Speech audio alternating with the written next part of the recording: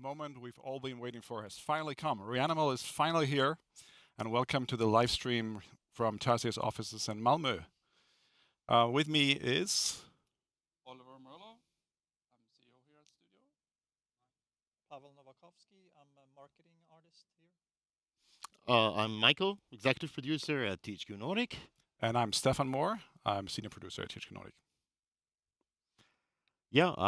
Then I think, the honor of the first word, I guess, goes to you, Oliver. First, welcome to everyone that's viewing. Yeah, sorry. Welcome to everybody that's viewing the live stream, and we've been anticipating this day for some time, and we're really happy to see the engagement just for you joining the stream, but also the anticipation before, people that have pre-ordered, asking questions, and so on. So we're really, really happy to be here today. Well, tell us a bit more how we got here. What is REANIMAL? What is REANIMAL? So the short story is REANIMAL is a co-op horror adventure game. You play as two kids, a brother and sister, and they start up in a version of their home island that's been changed, like a hellish version of their home island, with a drive and a mission to rescue their friends. And that journey takes them to different physical and emotional places. And I don't think I should say much more than that. Fair enough. Yeah. But it's a game you can play as you play yourself, or you can play it in co-op, like we're sitting here, or co-op online with a friend. I guess a lot of people have already heard about Tarsier, but maybe just quickly, because we're going to talk later more about Tarsier anyway, but maybe just very quickly, something about the studio. In short, Tarsier is a studio. We're in Malmö, Sweden. We're a small studio in that size. We're around 60 people here. We've been around for 20 years now, and I think we're most famous for Little Nightmares 1 and Little Nightmares 2, where we created those two games. And that's a bit. We have a DNA or a style or a tone of games we like to do. We like to do horror games in this type of setting. I think we could also do a lot of other games, but you will still notice that this is a Tarsier game. I think that's definitely. a pretty clear DNA of this studio. And what makes it so special, Tarsier? So we've been trying to pinpoint this for some time, and we come to talk about atmosphere and tone, and quality is more important than quantity, and so on. But then when you look at the end of the day, how these games actually become games, I think it's a mix of people we have at the studio. It's their artistic design, code, competence, in their individual inspirational things, be games, books, movies, that together meld into something that somehow works together. So I think it's a very organic company in that sense. But I think the people that work here share that sense of what feels like us and not, and where can we do something that we think is worth to be doing, that no one else is doing exactly the same thing. And in case of REANIMAL, what makes the game a Tarsier game? Yeah, I think we can answer some of that. I think fans will answer it also to us. I think we're hitting a few things that we think is important about the tone and atmosphere, the pacing of the game, the importance to draw people into the game. And then it's hard, because when we started this game, we had just done Little Nightmares 2, and we were like, okay, so what are we doing now? We're not going to work on Little Nightmares anymore. We knew that. So let's do something new. And we had a lot of ideas all over the place, and almost like a bit of an identity crisis for us. And then we started to find small ideas here and there that felt good. And then we started to patch them together. That became the foundation of REANIMAL. And it was in that time where we started to play around with co-op. The idea of what if we can also be able to have an experience where you can play co-op. But before we now actually get too far into the game, Yeah. because we've got close to like 3 hours of stream ahead of us, there will be, I think, 12 developers in total will be joining us, talking about how they contributed, what the challenges were, what's special for them about REANIMAL, and of course, we'll be playing the game. Or you will be playing the game, so we can just also look at the screen, see what's going on there, see what stands out, and comment a bit on it. And just have fun with the thing that finally is out. So I'd say let's go to the first segment. Maybe focus on the game right now, and then Pavel and Oliver, let's get into the main things. Yes. All right. Thank you. Cool. Thank you. Good. Then, good luck for the first segment. Thank you.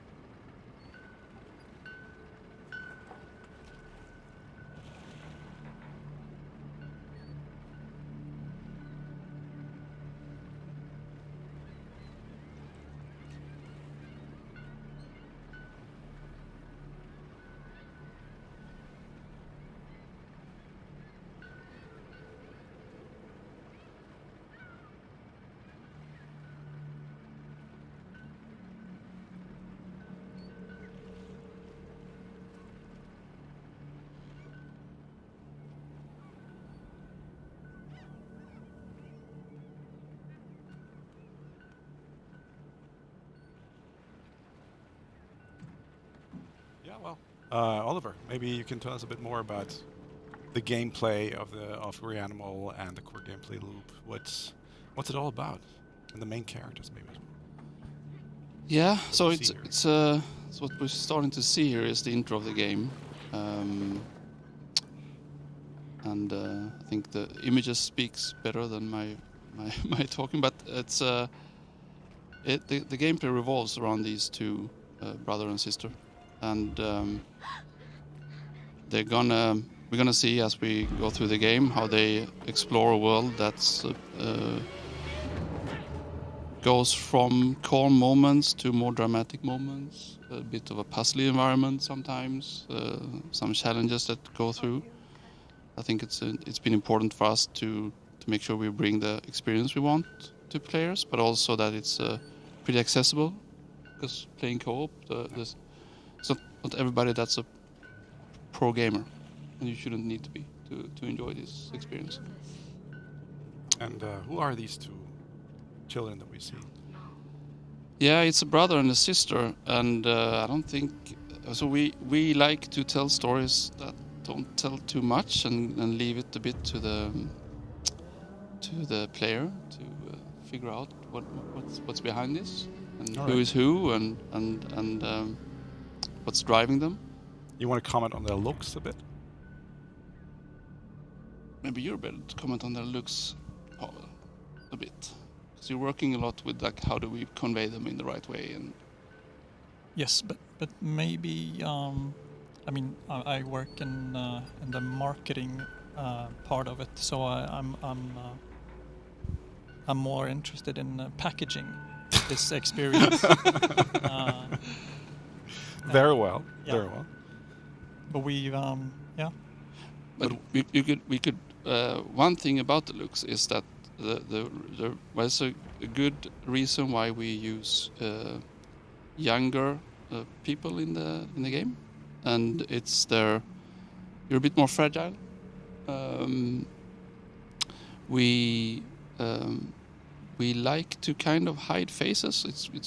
We played around with it before in other games, but also here it makes it a bit more interesting because it gives it's a mystery, and it also gives the player, it's like, I wonder what's behind the mask, and I wonder what this person experience and so on, and you get a lot more to add of your own to add to the game. Yeah. And I would also say that a lot of, because we were talking about what is a Tarsier game, and a lot of it starts with our amazing concept artists as well, that also come up with all of this stuff and set the tone and atmosphere and look. For example, also this artwork on our t-shirts as well. Exactly. Yeah, which is amazing. Yeah. And that's Konstantin Kostadinov, one of our talented artists here, so shout out to him. Yeah, he makes amazing work, yeah.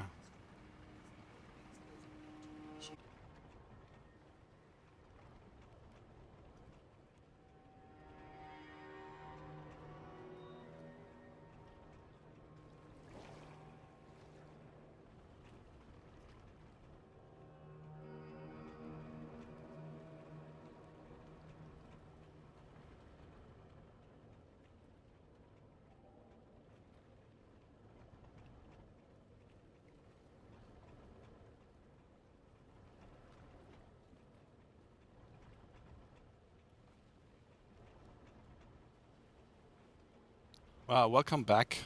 Sorry for the interruption. We got a bitrate problem, so it should be fixed now, hopefully. It will be stable for the remainder of the stream. Yeah. So, where were we? I think we got interrupted by that, but yeah, I think we're talking about amazing my artwork. reflection was the amazing concept artists and asset artists and artists working on this game.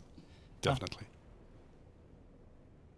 I think there is when we then start to put these characters in game, there's a lot of work that goes into size of things. It's like, how should that feel? This game is very grounded in a more realistic setting than what we did before, but it's also the weight of the characters that you feel in the work on animations, and then how you interact with things, and what type of things should you interact with, and so on, and the challenges you face takes all that into account, that you're a kid and you're not a superhero with a machine gun. So I think it influences the whole way of how we make the game.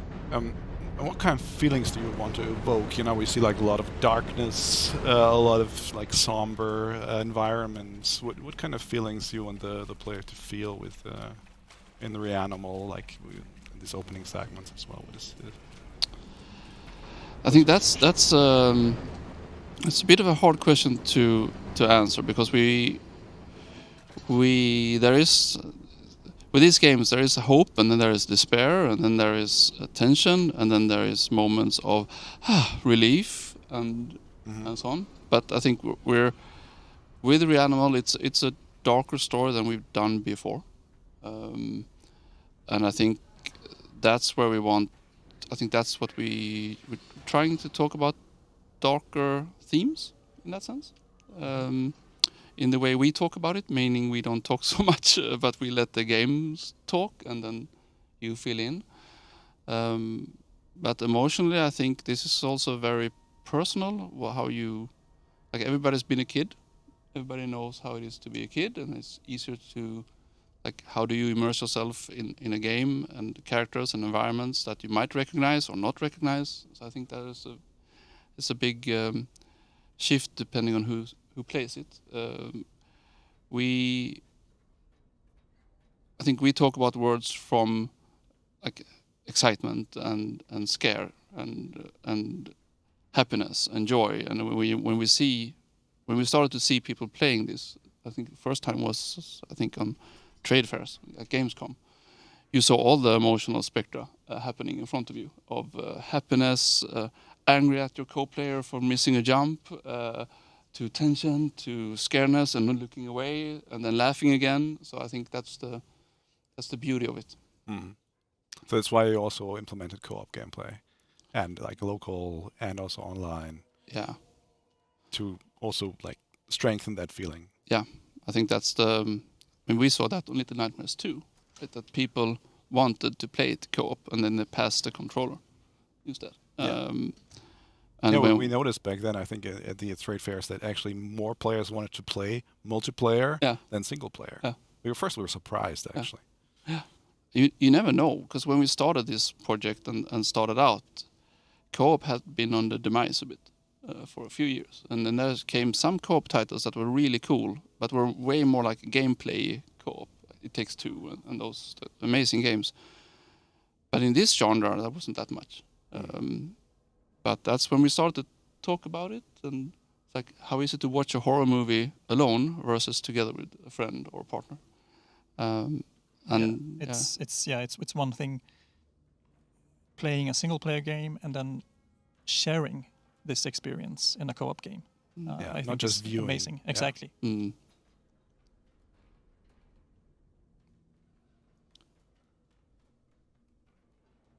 See if our pro gamers are getting lost, or do they know the puzzle?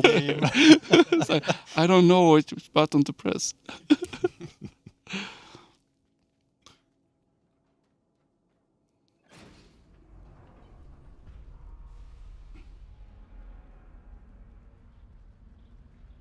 What's there on the screen?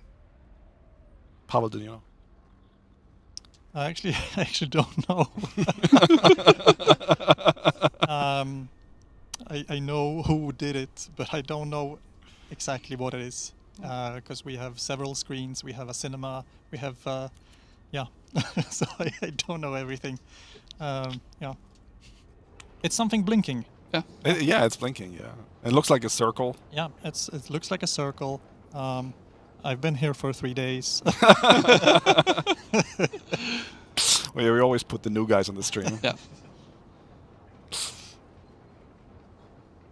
But I mean, there is the game, and then there is the work that you do, Pavel. But you talk about packaging, but that's also a messaging. And I mean, for this studio, we've always been trying to be as direct as we can, without like, oh, this is the game we're doing.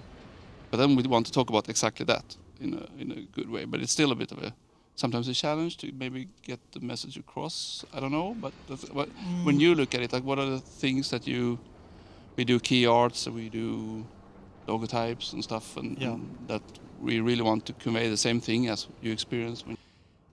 And it's been,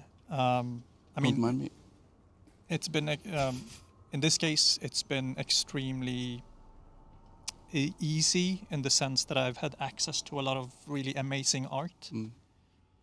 Some things have been harder, of course, being under time pressure and stuff like that. But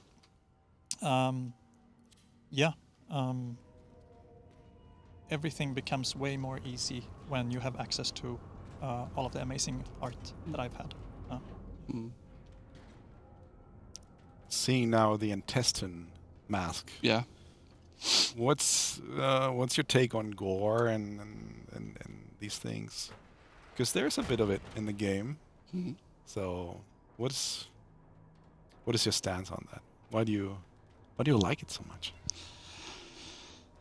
Yeah, I mean, we don't. I don't think we seek it. We don't seek the gore. But then someone draws something that was like, that fits, and that's okay. That's horrible. But it does fit, and it fits the theme. So okay, then we go with it. So I think it's that way around. Then instead of, let's say, we'd have part of a level, it's like, okay, this isn't as we want it. What happens if we add more gore? So that's not how it is, right? But I think that we have everybody from designers to artists to programmers. We like the different things, like the things that stand out a bit and makes people wonder what is this. And we're also not afraid to either portray concepts or art that are a bit dark. And there will be more intestines in this game. So it's yeah. Yeah. That's what I'm But asking. we're not we use it. It has to have a place and a purpose, and it's not to create like, oh yes, I know I feel sick. That's not that's not the it's not there for shock value. No. Yeah, and I don't think we've ever had somebody say we need to tone it down on the gore or we need to push on the gore. No. We always end up at the right amount of gore. I think so. Yeah. Yeah.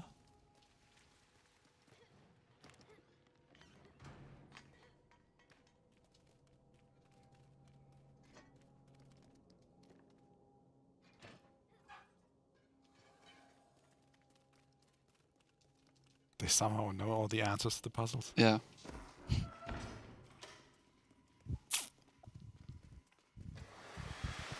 Oh, collectible? Yeah, it's collectibles. What? Why do you make? What is your philosophy behind collectibles in the game? I think we think they're fun. That's the short answer. But I think we have the idea is to give. Hey Ellie, we now got a dog that came in on the stream. But it is fun to have there. We are really on a studio that wants to make a game that you go through that game and then there can be some secrets and some collectibles. That's for the fans, like an extra treat more than anything else. Mm-hmm.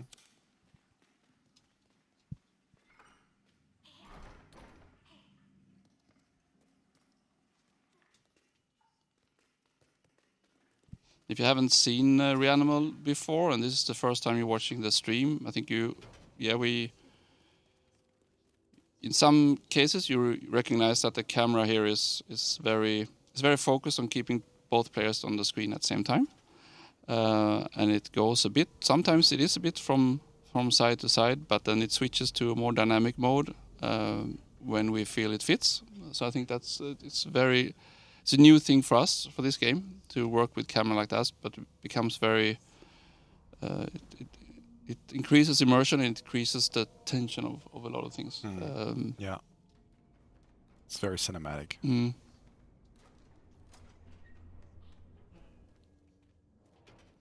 Yeah, this perspective is also kind of new for you. This 3D environments with a movable camera that's dynamic. It's. I mean, we as in the beginning of a project, you play around with it a lot. But what kind of, if we want this kind of camera and we want to be able to play co-op, how do you do that in a good way? And we pretty early on decided that for this game it fits really good that you have the brother and sister at the screen at the same time, because it is a shared experience also if you play single player. But it also puts some limitations on the game because it's not free roaming. Causes issues as well. Yeah. But it looks amazing. Yeah. And it's always good to have the two children on the same screen. Yeah. Working together. And then these horrible skins chasing you. At least try to make it look challenging, please. You're pro gaming through it. Yes. Speedrunning record.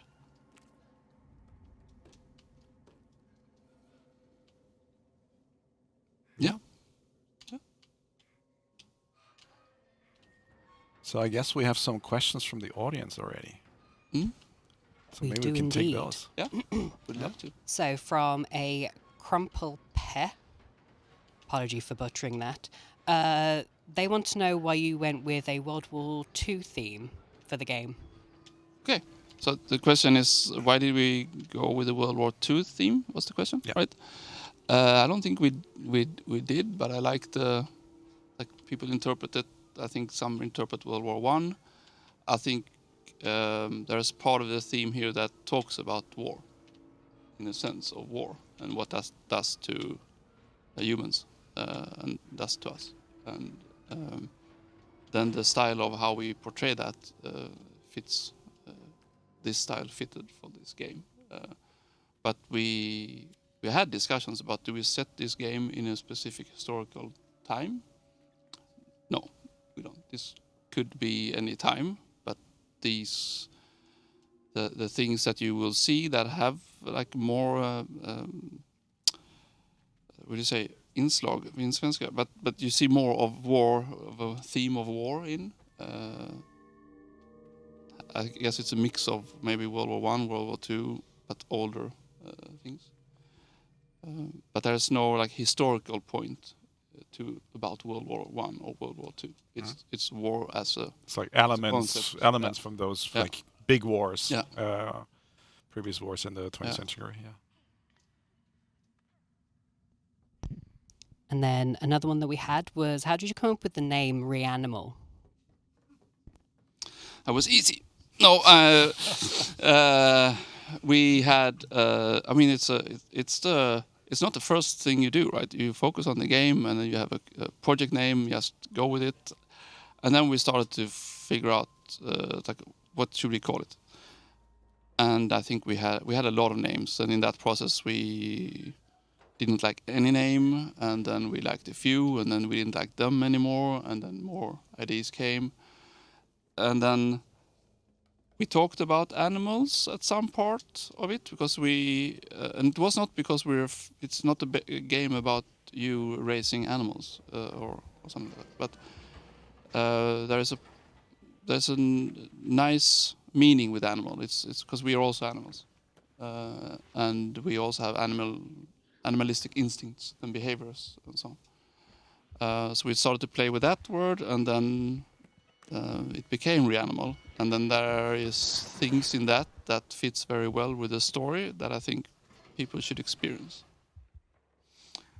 Before me saying too much on release day. Yeah.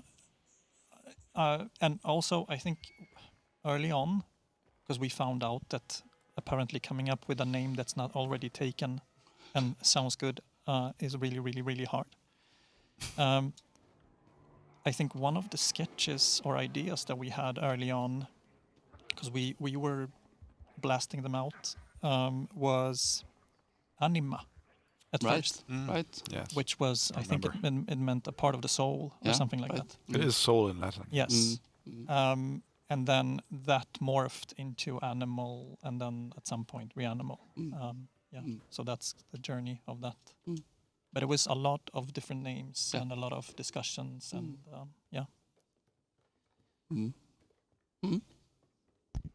Very nice. And then lastly from Flakes, a lot of horror is the fear of the unknown. How do you as developers work around that, since you know the game inside out?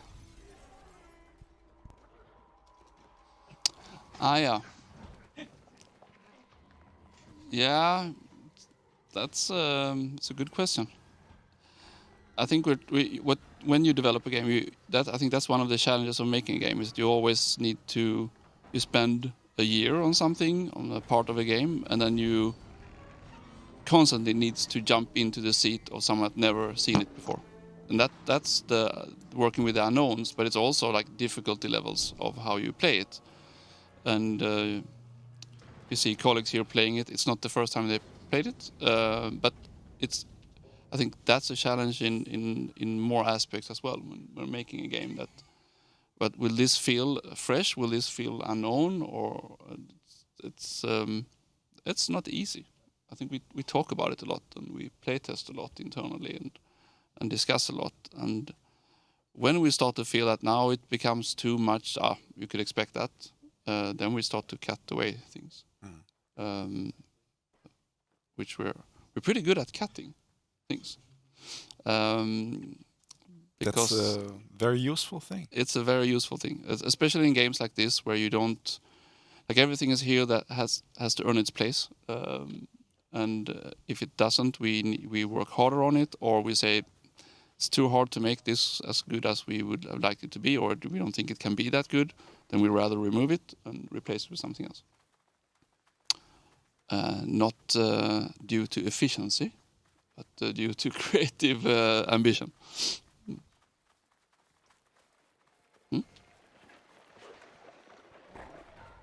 Great. Good. Cool. coming back to the animals. Mm. So, why animals this time around? What do you think? Why did we start to like to have animals in the game Why are you more? asking me? Yeah, but I mean, Merv. we're all in this, and it's like, Where's I Merv? don't. Yeah, where's Merv? No, but I don't think it didn't come from a. It's like, let's do animals.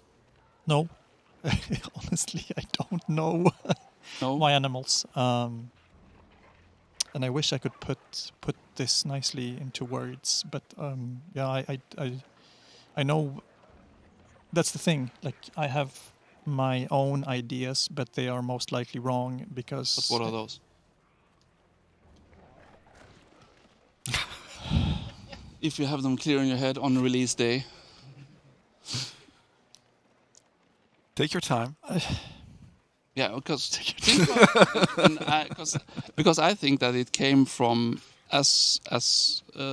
it didn't come from, hey, let's have a lot of animals, but I think it came from sketching ideas. The first period after the previous project, we started to sketch on a bunch of stuff, and you sketch concept art, you do playthrough tests, and you build small things, and out of that, I think we had animals that started to pop up, and it's like, what could we do with that? And I think there was a bunch of both gameplay ideas and art ideas on that. The only thoughts I had was like that we always translate human feelings and all that kind of stuff onto animals, like Animal Farm and every other work of art that has been done. So I kind of just assumed it was a question of something there. Yeah. I think we also had an opportunity with this game because that what we did before was like your nightmare thing, and scales are completely off and so on. But here we have like realistic scales, and it's easier here to also use animals, even if they are not so realistic, all of them. But it's Like the headless chicken we just saw. Yeah. Well, it's realistic, but.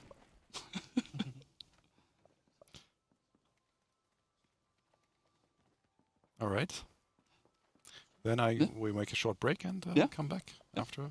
Thanks for having us on the stream. Cheers. And cheers. Thank you. Thank you. Thank you.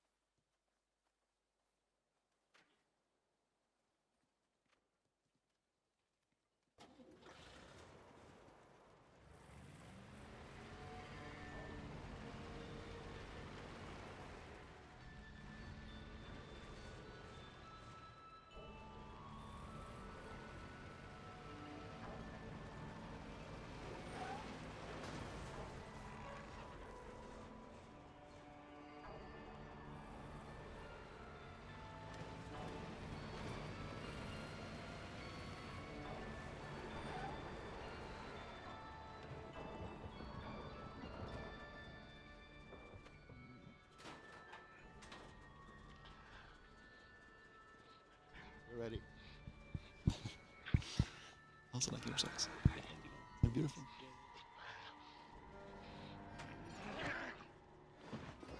All right. We're back. This time with Rory and Matthias. Hello. Thank you for agreeing to be on the stream here. There's a lot of viewers out there, but not to make you any nervous. So, okay, so good start, right?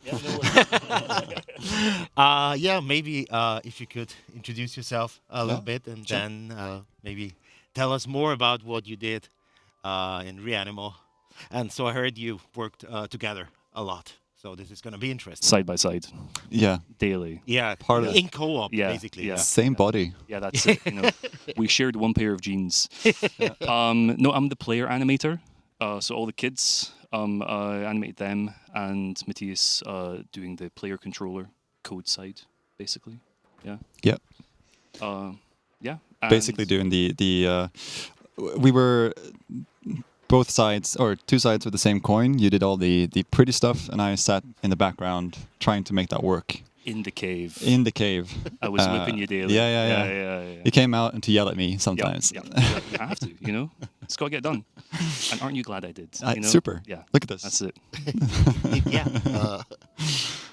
Yeah. And I mean, I think for a game like this, it's really a special challenge because it should feel natural. At any point, you really want to get all that across, and I think for that you need a lot of different states that you have there. Yes. Because it shouldn't feel mechanic, right? Yep. And I mean, a lot of love too. I mean, the way you've iterated on these characters, how many times you've redone animations that you were always sort of happy with, but then you came back and you compared them to the new stuff you did. And then you remade them again. Yeah, they were so bad. Yeah. I actually just paid one guy in like a small island, I think the player folder has like over like 3,000 animations. It's outrageous. Yeah. I just like made 10 and then duplicated them over and over again. So. I think some of the challenges we had during the making of this game is that we kept surpassing what we did previously. Sure. Yeah. And so the new stuff outshone too much the old stuff, and then we had to go back. What a self-flex! We were, in this game we were too good. Actually. Yeah, you're Pass the wine. Sorry, I take it all back. I take it all back. Yeah. No, I mean the main thing is like we went away from a root motion based and advanced locomotion system, which LN 1 and 2 used quite heavily, right? So the movement is quite stiff. That was a critique from the first two games. Yeah. So by advanced loco, I mean if you're turning on the spot, quick turns, pivots, all that stuff.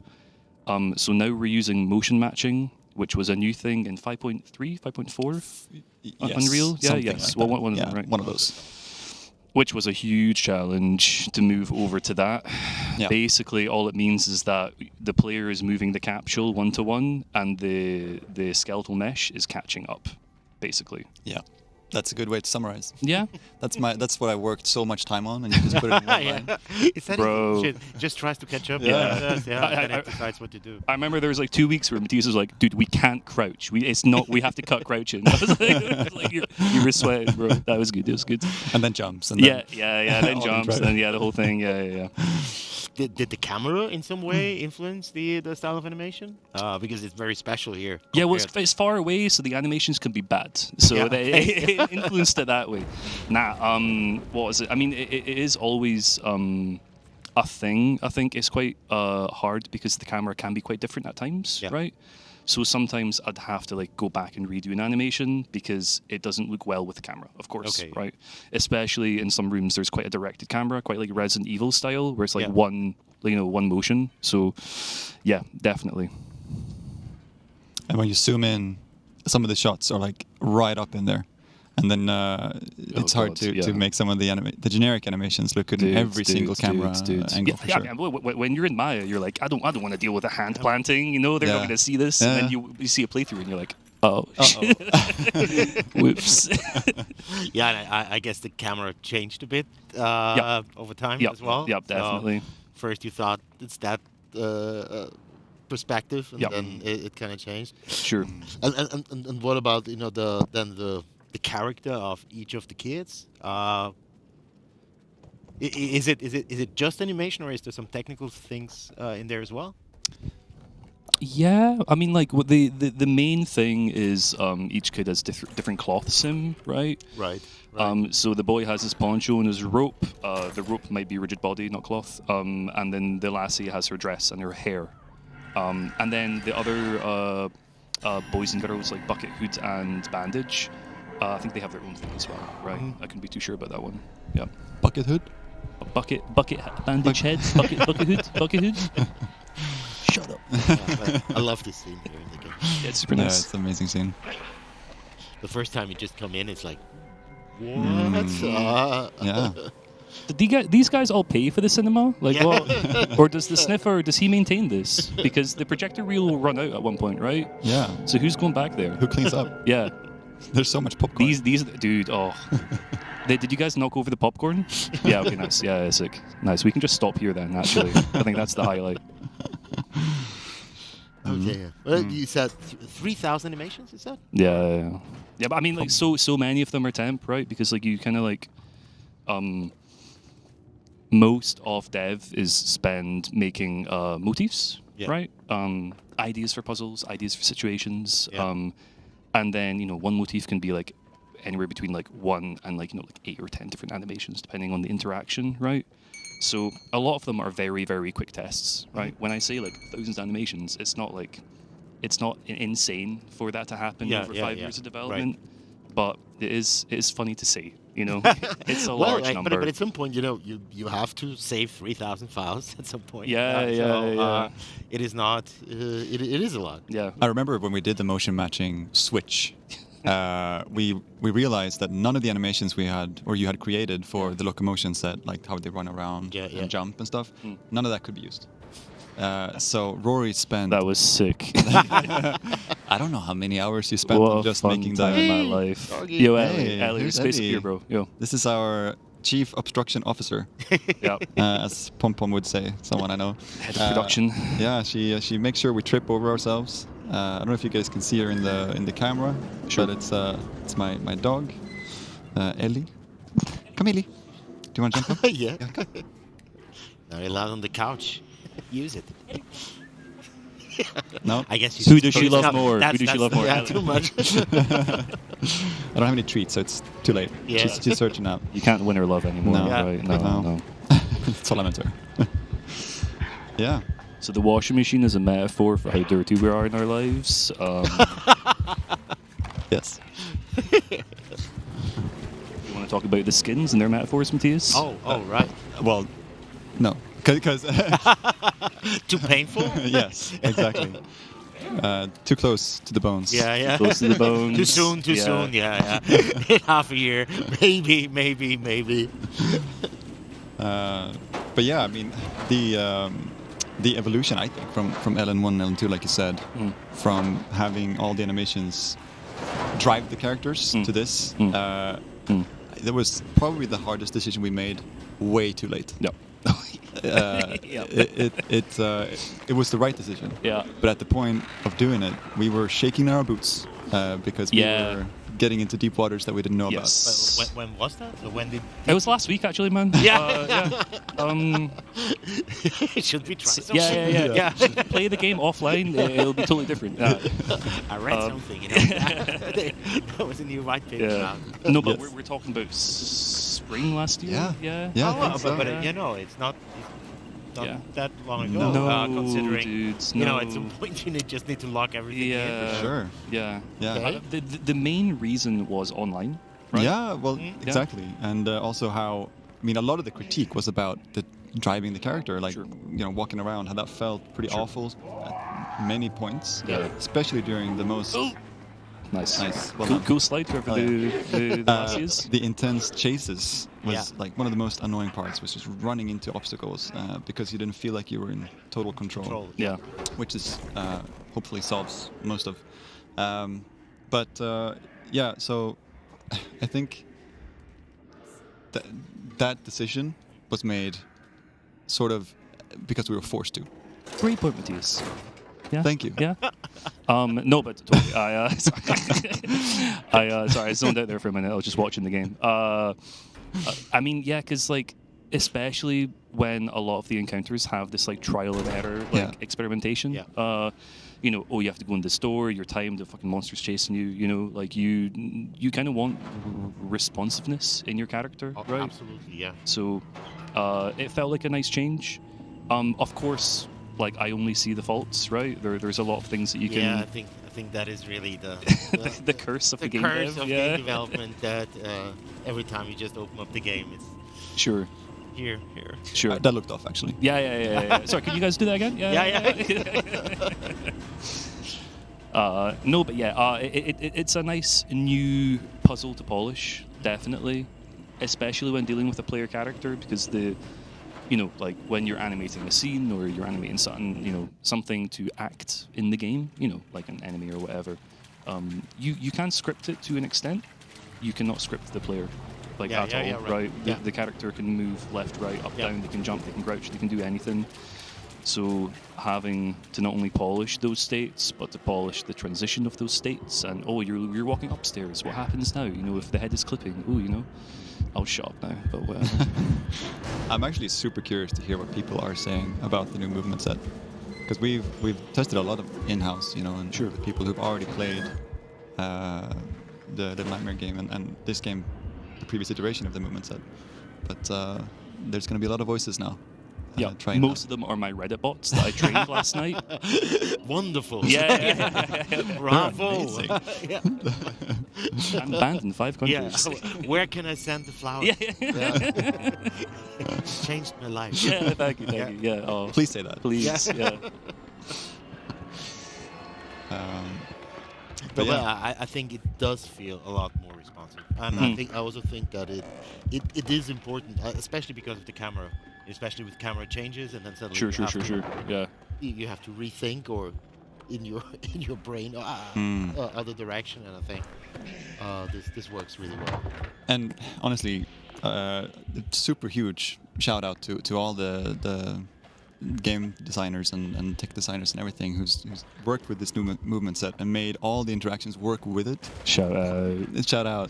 But it was crazy the stress we put on people by making this choice. Oh yeah, we just offloaded our stress. Yeah, Like to how them, you all like of them. how you have an accountant. We had like stress accountants. Yeah. But Nico sitting here playing, for example, Yeah. he had to rethink how we approached dragging things and pushing things because of the movement sets. And how did you approach that? Did you just you already were in acceptance mode of, okay, we're going to have to redo a lot, but then just feeling the joy of telling everybody else they have to redo their work as well? Trepidation. Yeah. I mean, one major thing is that you'll notice we move from inside and outside spaces quite a lot in this game, which in LN, when you're inside, for quite a long time. So we just had to work with when we're inside, this is our movement speed. So you might not notice it when playing, but when you're inside, your movement speed is lowered by 30%, something like that. Oh, really? Yeah. 30%? With jogging and walking and running, right? Crouch speed unhindered because it just felt nice, right? Especially when you're chatting about designing spaces, having a different crouch speed would be hella annoying for AI, right? Doing some sneakies, right? Oh, the popcorn, nice. Did the popcorn go back to its position after you guys? Hell yeah. He does clean up. Hell yeah. Shout out Emil, popcorn man. Yeah. I just want to give a big thanks to the AI guys who made the companion when playing single player mode, because they also had to adapt to this whole new change. Oh yeah. And that was a hell march in some ways, but they Yep. loved every second of it. I hear. Yeah, they amazing. Yeah. Like when we said we were going to change movement system, they came to us and said, "You know what? Thank you. We don't have enough work to do actually. Yeah. So we're just so grateful actually. Yeah. Yeah. Oh, we good. Now, finally. Nice. Well, now we I get the think dog. now everybody There we are. Yeah. can see Alice. Yo, Ellie. All right. Well, thank you so much for your Thank you. great work in this game. You're welcome. And also thank you for agreeing to come on the stream. Then I think the next development group is gonna come, so we can quickly go to full screen playing, Thank you. then we'll be back. Welcome. Thank you. Thank you.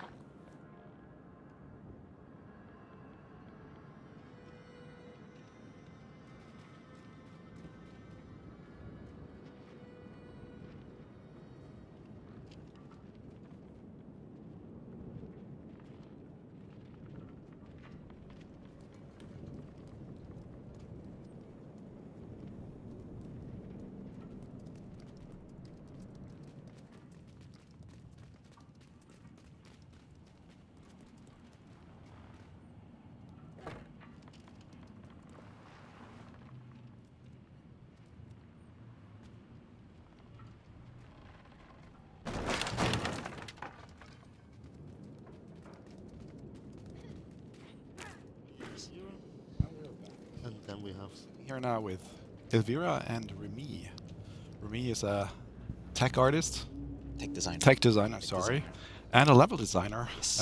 Elvira is a level designer. Yes. So, what does a level designer do, Elvira? So, I mean, at Tarsier, we build the spaces that you walk around in. We place out the cameras that are being used. It's a lot. Yeah, like the cameras and the space, they need to work together. It's basically when you build an area, you need to build with the camera in mind too. Yeah, I mean, and then we also make maybe small like encounters or puzzles, working together with other game designers to place them in the game, and then also we have like story beats to keep in mind to make sure that when there's something special happening in the story, there's space for it in the level. And then either maybe a level designer builds it or cinematic artist builds the scene for it, and then we put it into the level and sets it up so it works correctly. Yeah. Right. And what does a tech designer do? So we're trying to bridge in between like the programmers and level designers and even the artists. That sometimes it can be everything from implementation, prototyping. We work closely with all the different development teams. But I work much more closer with the level designers. So when there's like prototyping, motifing, they have ideas. I try to make them in the worst possible way, but the quickest way ever.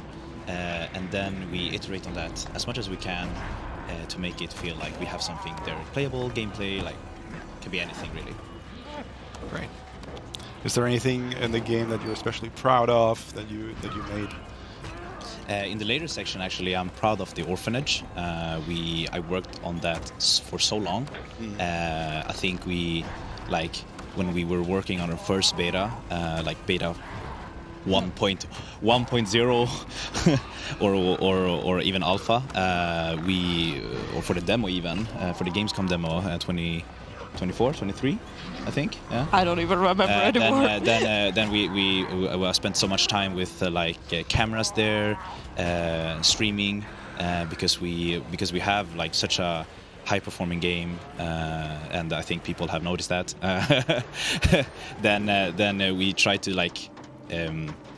Instead of having big section of levels streamed in at all times, we try to like section it. So we try to cut away what we're not using and have whatever we're going towards to. But also we have to think about like when we're going back in case of like players want to go back into other visited areas, we have to like stream that back. So we always have to think about that. But that was one of the things that I'm like proudest of, because I worked on it for so long. And it's still there. It's still there. Great. Yeah, we're transitioning actually now to the second part of the game. Right? Yeah. To the orphanage soon. First, we have like the puzzle with the slice. For level design, is there like a special recipe for Tarsier games when it comes to level design? How you build levels, how you place objects? How you guide the player? Not really. I feel like, I mean, sure, we have some baselines on like, this is the practices we're supposed to use when building a white box to make it as easy as possible for later when level art takes over to add art. But then, I mean, everyone works a bit differently.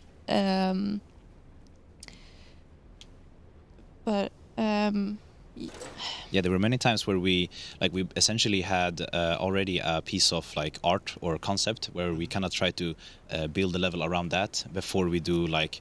So it all depended on what we want to do. Like if we wanted to like design around gameplay, then we tried to take that gameplay and make many iterations of it or many motifs. and then we try to always like puzzle them together to see like in what order do they work the best. Maybe something needs to be like a tutorial, so we try to have something very easy in the beginning, and then maybe we like show it again later on, but more in a like you have to rethink of what you passed through before. But many of the times also like, you know, here in the Sluice area we have like it came from a concept some of the artists had done, and then we as designers we try to build it and make it look better. Like this is maybe like the third iteration of how the sluice gate used to look. It used to look more scrappy, but now we changed it into more I wouldn't say modern, but like a better looking sluice area.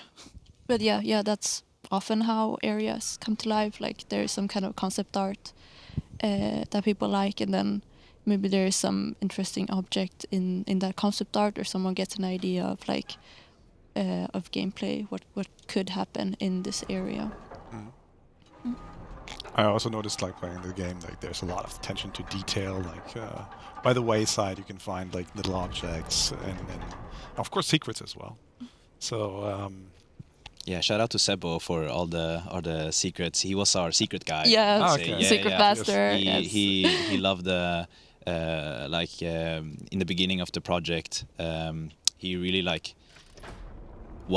he didn't want to like take part of this yet, but he really liked doing secrets, so he was just always like, hey, what about a room that looks like this? And then we just put it in the game, because we when we post it, we're like, oh, everyone likes it, so we're like, we gotta have it. Yeah, we have to have it. Yep. One of the earlier ones were like I think the photo room with the pig head. That was one of the like in the beginning, where he's like, what about a creepy photo room where we have the big pig head in the middle of it? And we were like, send it, ship it. Yep. Awesome. Man, these are come on, guys. Do you have any favorite things that you worked on, Vera? I feel like I've been like all over the place in the game. I've been like part of many iterations of different parts that later have where other people have started like continue working on it, and so but I feel I liked the pigsty area. Yeah. When you climb up to the lighthouse. It had a lot of iterations, a lot of different gameplay with the... I feel like I'm spoiling things now. Oh, well, we'll see it later anyway. Yeah, but with the birds chasing you, and the pelican had different amount of like presence. So it was a lot like, yeah, the part where you were running and being chased, it was being iterated on a lot. But in the end, yeah, it turned out really well. I think it was a good balance of the pelican chasing you and then the smaller birds taking over. Yeah, it's a very beautiful and very exciting sequence. Yeah, for sure. Yeah, maybe you can also maybe comment a bit what we see here. How like did you also work like in the water parts at all? Yeah, we actually had like a super interesting but a very performance-heavy system where we'd actually have waves. So we had like volumes that would allow us to control the waves. We could make them huge, or we could make them calm like they are now. But they showed very heavy performance when we were testing them, even locally or network. So we kind of like tried to like we have to skip them maybe. So we tried to find other ways of like, how can we make the sea more interesting? Sure, in the beginning we had very vast, like super stretched out sea, but it was kind of uninteresting to just like blindly moving around it. So we tried to scale it down, make it more like streamlined, where we have areas that are different. This is like a minefield of, well, obviously mines, right? Kinda. But here we wanted to experiment with like more like, you know, as you go into the vast sea, it's more darker. So that's why like we also have good use of our lantern. I think this is a super fun segment for like co-op, because you're like, watch out for the mine. Now now my fellow players here can't really they play too bash well on each other because they already know these areas. But I can imagine new players who are like, whoa, watch out. So I reckon that would be a super fun experience. But yeah. And a little bit like Rory mentioned before, like we go a lot of like inside and outside here, so we battle a lot with the cameras also when it came to the with the sea, because in a lot of areas where it's more open, we have the camera to be like very more open and free looking camera, while here we kind of like we really don't want the player to like rotate around and then you like collide through all the meshes, so we like try to narrow what you're seeing towards like the path you should be going at. Yeah, I believe you had to think a lot about the camera and where it moves to, and what you build and what you populate. Yeah. Which areas. Yeah, that was a lot to get into. Yeah. Because it was it's a very intricate system, and really having to think about like when you build areas, you need to make sure the camera fits too, not just the players. Yeah. But then you also need to make sure that where the camera lives, it doesn't look like you can go there. It was a lot of work around there to making sure it feels believable. We also had a lot of struggles in the beginning with the cameras, because the idea was that we never cut. We never wanted to do any cut in the beginning. Transitions between rooms. Exactly. Yeah. So we always try to like have the doors slightly upscaled so the camera could fit through. So we have like good transitions to a new room. But then I think like towards in the middle of the project, we cannot just like went like we have to cut. We cannot do that, because we're gonna diminish the gameplay and the feel. So we have to do camera cuts. So that's something we're using a lot more now in the later stages of the game, and it was really to our profit. It works super well now, and we weren't scared to take other risks that we didn't want to do with the like transition camera that never cut away ever. Yeah. No, it was much easier to work, especially like in interiors, but also just traversing between areas where there is some kind of doorway or opening. Yeah. No, it definitely helped a lot. But yeah, that makes those moments where you actually transition through the doors much more standout moments. Yeah. The like for example, when we entered the hotel here, it really felt like, okay, now we're going from outside to inside, and you really feel like what lurks in there, like we don't know. Yeah. I like that sequence actually. It's coming up. Yeah. That's very nice level design work. We have that all the level designers to thank for, especially Johannes, our lead level designer.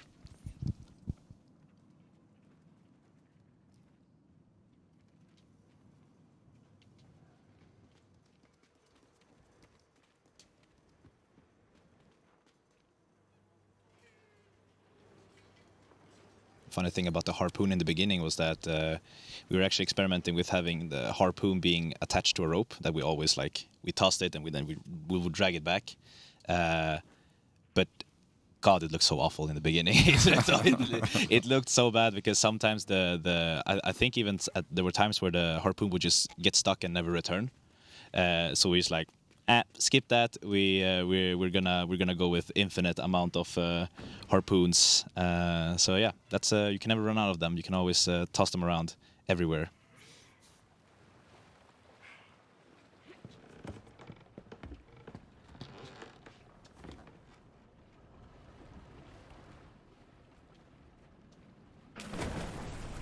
Great job, guys. Nice. Solid work. They just know. Yep. Yeah. Do they It's also intuitive know at this point. Do they also know about, Instinctive. Pro gamers. They're just freehanding the game, playing it differently.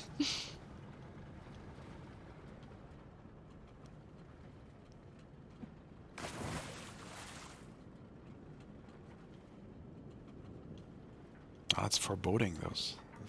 Oh, wow. Nice.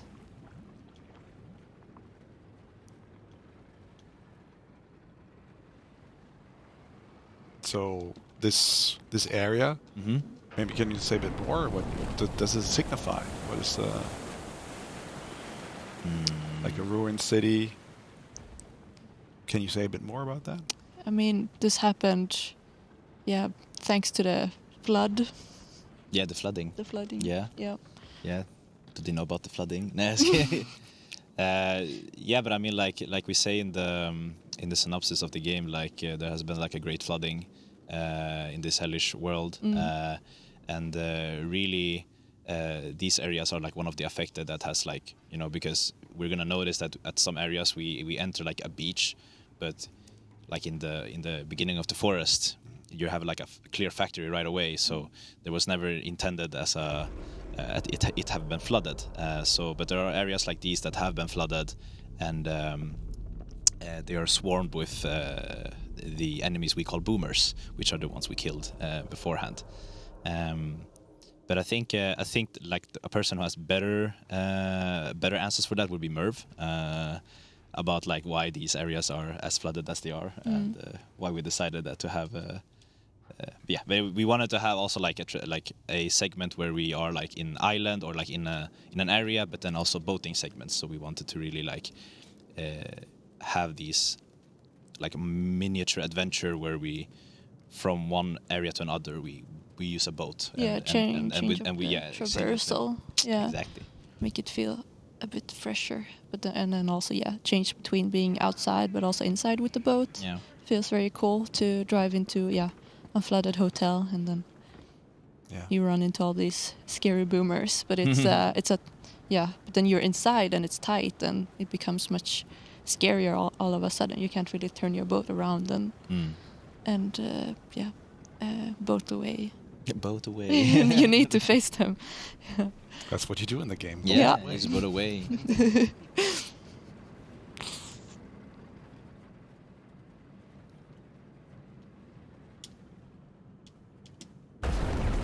Did you also work on puzzle design?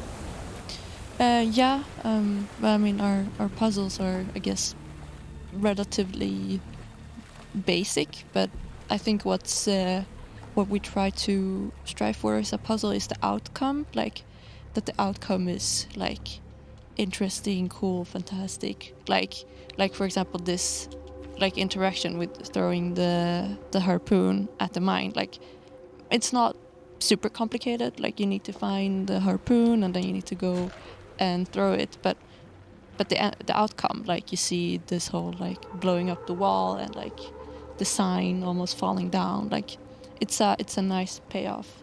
I think that's what we try to aim for in puzzles. It doesn't have to be like a lot of steps or being super complicated. It's more like, oh wow, this was really cool. Like I turned on the tumbler, now the whole room is shaking and it looks cool. So it should be frustrating. It should be more like give a good effect that you actually overcome this challenge. Mm-hmm. Yeah, I think if we would have made it too complicated, it takes away the appreciation of like the environment and like the flow of the game. Because if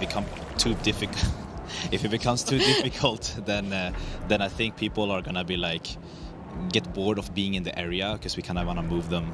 We don't want to move them quick along through everything. We want them to be like, sure, you can fail 1-2 times, right? But then if you constantly fail at the same area, then you feel like sick of being there. So that's why we chose to have more simpler puzzles, snappier. Even at sometimes maybe if they're just like, you know, click and then you proceed. We wanted the outcome at least to feel somewhat rewarding. Makes total sense. No, I really like the flow of it. Yeah. You don't get stuck. And No, you have to exactly. Think for 15 minutes. Okay, how do I solve this? Yeah. It really feels like intuitive. And our player is killing all the eating. Yes. Yes. They're just Poor babies. guys. Trust me, guys, you don't get achievements for killing them. Like. Yeah. Well, I think we'll make another short break. Yeah. And then we come right back. Yeah. Nice. Thank you. Thank you.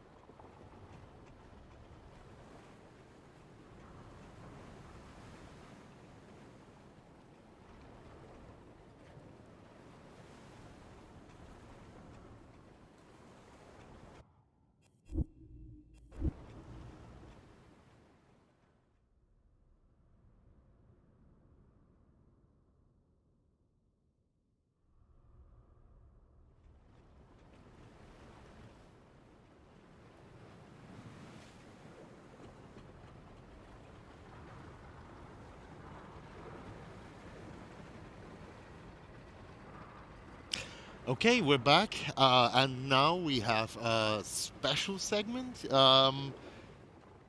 Yesterday, actually it was yesterday, in Japan, there was already a big event there. In Japan, very often games are released not only with streams like we do here, but really with physical events. And we also had one, and Andreas and Murph from Tarsier were there. We're gonna see them in the video. But before we actually go into the video, there's one thing I just want to say for everybody who's waiting on the France Pass on Steam. It's currently in the works. We're working on it. It will be available very, very soon. So please bear with us. We will fix it, and it will be available soon when Steam is then online again, or when basically in a couple of hours Pacific time. Okay, thank you. Then I think, yeah, let's see what happened in Japan yesterday. Please.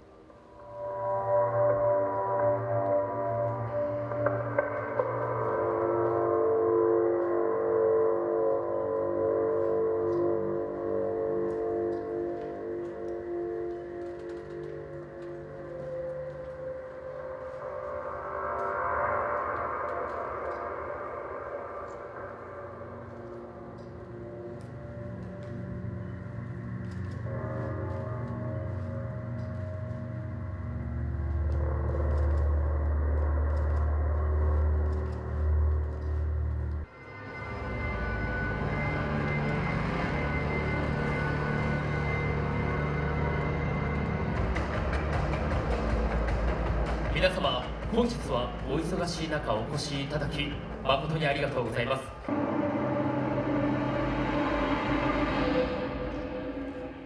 Hello everyone, thank you for coming today. My name is Dave Mervick from Tarsier Studios in Sweden.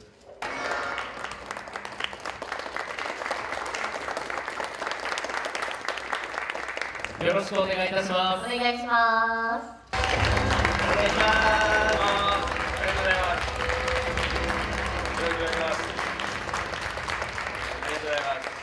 こちらです。ドン。お、このキャラたちの名前を考えてくださいということで、マルチョ丸出しチャミとコムソチャミです。左行きますか。右覚えろ。覚えてるけどさ、ズボンはズボンだよね。ジーパンジーパン。わ、ちょっと怖い。おお。すごい怖か。ね。じゃあ扉開けて奥行ってまいりましょう。多いね、これマジで。じゃあおもろい。おお。あれ持ってきたんじゃん。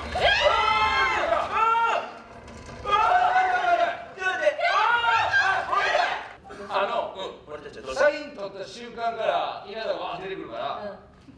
ごめんなさい、それはどっちの稲田？いっぱい出てくる方。敵の。そうそうそう。走れ。大丈夫。走って。あ、いいよいいよ。うわー、お姉ちゃんこっち。お姉ちゃん。お姉ちゃん早くお姉ちゃん。それではまた中央にいる感じで。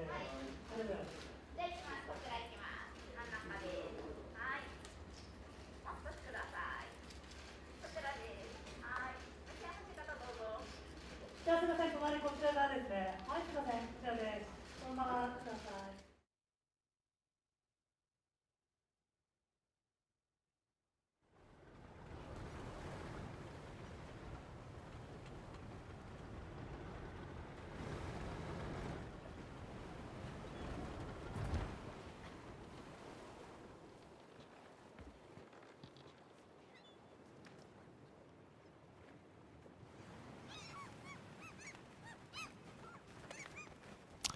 And we're back. And now I'm sitting with Jomor and Jakob from the sound team at Tarsier. And they can tell us a bit more what they are doing there. Yeah, I should start. Take it away. We're doing, yeah, we do sounds. And we're a pretty small team. We're only 2 guys at the moment. So It's pretty much all. So it can be sound effects. I'm more focused towards sound effects and music. You're a bit more tech, but also a lot of sound effects. Yeah. So I think it's like the sound effects is where we meet at the middle. Everybody does a bit of like sound design, you know, and then we have like different focuses outside of that. As Jacob mentioned, I'm more on the tech side with Nico, and you're more into like composing, more on the music side of things. All right, cool. I noticed when playing the game, like the music is very reduced. There's not big motives or themes. What is your philosophy behind making the music in the game? Yeah, it's a lot of balance. I am one out of 3 composers, actually, I should mention, but I'm worked on the middle section of the game, and we've had to, of course, agree on a vibe. I mean, it's a lot of challenges. You said it's a bit like in the background. I guess with music, you need to kind of describe whatever you're seeing or feeling, but you cannot. It's not like it cannot be an aggressive riff that takes over. You know, it needs to. You need to feel something, but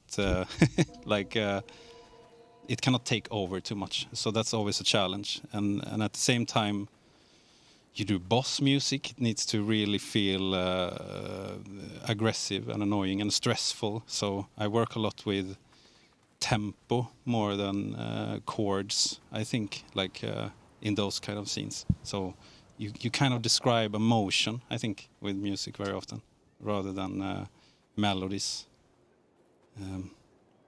Kind of. It's very hard to put words on these processes, but those are some of the challenges. Do you have any specific themes in there, like recurring? We divided it this way, so it's more like every chapter of the game has its kind of. I've been trying to avoid too much melodies. Really, it's more when it comes to set a mood. I work more with chords.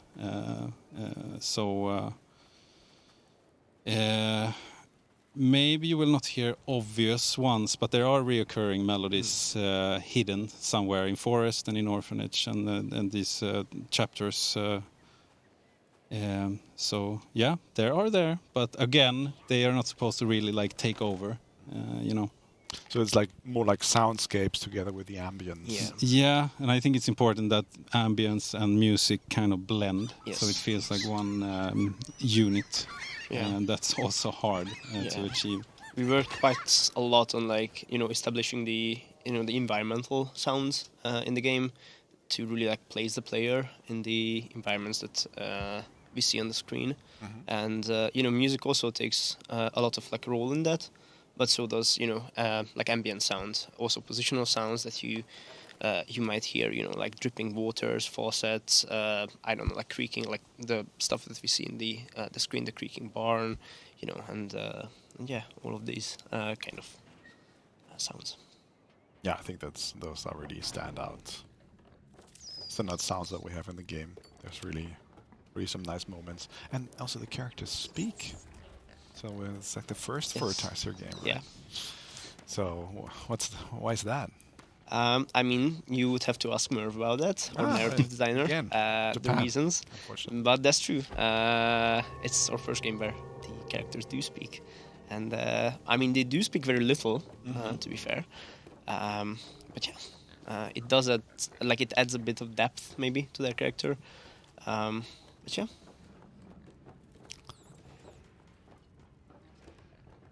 That's a very nice scene as well. Yeah.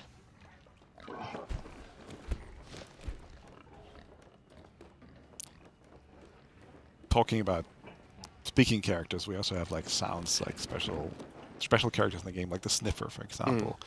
Maybe you can tell more how you came to be how to make his sounds work. Where do they originate from? What is the idea behind those? Yeah, I've been working a lot with this Sniffer dude. Yeah, it's been a struggle finding kind of a, like an identity there, like a sound identity, since he's not really a monster. He's not just human, he's some like awful dude chasing you. And I think I've been trying to combine some human features with dog and cat-like animalistic. So like I try to kind of think human-sounding animal sounds and animal-sounding human sounds, and then try to find a weird combination there. Yeah. But I think that's true for all of the monsters that we've designed for this game. Like, I think we really try to like balance on the edge of like human sounds and like animalistic sounds as well. Like Jacob mentioned, it's true also for the skins as well, and even for more like animalistic monsters as the sheep in the game. It's always been this like balance of finding something that still feels a bit more like than just an animal. I think like it evokes a little bit more of an emotional response from people if they can, attach a bit more human quality to the monsters. Yeah. Yeah, and then it's the vibe also, like finding that balance of absurd, weird, and scary, but also a bit playful. I think like try to avoid cliches. Yeah. Of course, that happens sometimes also, but you try to kind of not just do zombie sounds and etc. Like, you try to find some interesting identity. Yeah, I think we aimed for things that are a bit more like uncomfortable and just like nasty overall, rather than scary. I think because I think it has a little bit more like it evokes a more visceral feeling. In more people, I think. Yeah, I think that's fitting for the game. Thank you. We were talking about gore earlier, so. Yeah, and I think that was also something that we talked a lot internally, that like we didn't really want to go too overboard with gore as well, because I think it's like, especially in a title like this, it's very easy to just like, I don't know, use like bloody like slashing sounds all over, but then it becomes very cheap very quickly. Yeah. So it's always a balance, for sure. Yeah, when it comes to those effects, I think I'm a bit inspired from like more like 80s cinema and stuff. That type of those type of sound effects I like more. Like I try to record most of the sounds, etc. You get another type of texture. Compared to only looking for, when you work with libraries and stuff, it's very overproduced very often. Yeah. So I like when it has some quirkiness to it. It feels broken. Yeah, Jacob made me watch a bunch of like 80s horror movies, which I like a lot. Yeah, there's some good ones. Yeah. Now, that's a standout moment, actually. Big pelican. The lovely pelican. Yeah, he's cute.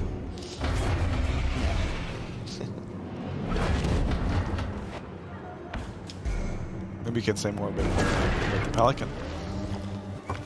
These sounds that he makes. Yeah, I think you wrote a bit more on the pelican, right? Yeah, it's so many sounds you don't remember everything. Yeah. I recorded a lot of wing flapping for this beast and pitched it down a few octaves. Yeah. I used some like. I use some cat toys, and I have this. What is it called in English? You whip, like you clean, like this fluffy. Like a duster. Yeah, the duster. I did a lot of wing flaps with that. And these seagulls are actually recorded in Malmö. That's Malmö Nasty Seagulls. Yes. Okay. So there's a lot of. Lots of Malmö angry seagulls, and some Norwegian also, I think. But it's also a very chaotic scene, so it's interesting because the pelican rarely appears on its own. So it's always almost like a set piece where we have to, fit the pelican alongside the, the barn burning down, the pigs screaming, and all of the seagulls chasing you. So it's always. Yeah, it's amazing. Yeah? I really love that scene. Yes. Oh, thank you. When I first saw it, it was like, wow, that's special. Yeah. And I guess our players will enjoy it as well. Yeah, but talking about like environmental sound design, we work quite a lot on like the rain sounds as well. So it's small details that most players, I don't think they would notice. But for example, the rain sounds change based on the materials that you're walking on. So it's a different rain sound on the near the bus station and on the concrete. And we talked a lot on like how much time and effort we should put into these things, because like I said, a lot of people probably wouldn't notice like actively. But it's subconsciously. Subconsciously, you feel those yes, things. yes, you get more settled into the scene. So we do believe that a lot of these efforts, were not in vain. And no, of course not. No. Yeah.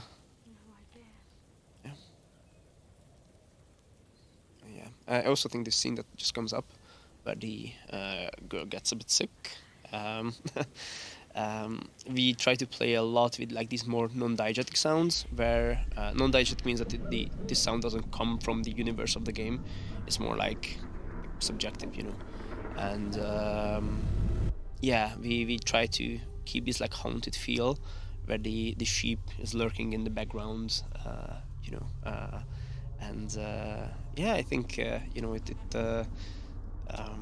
kind of sells the idea of the girl being haunted by this evil monster, inside her. So yeah.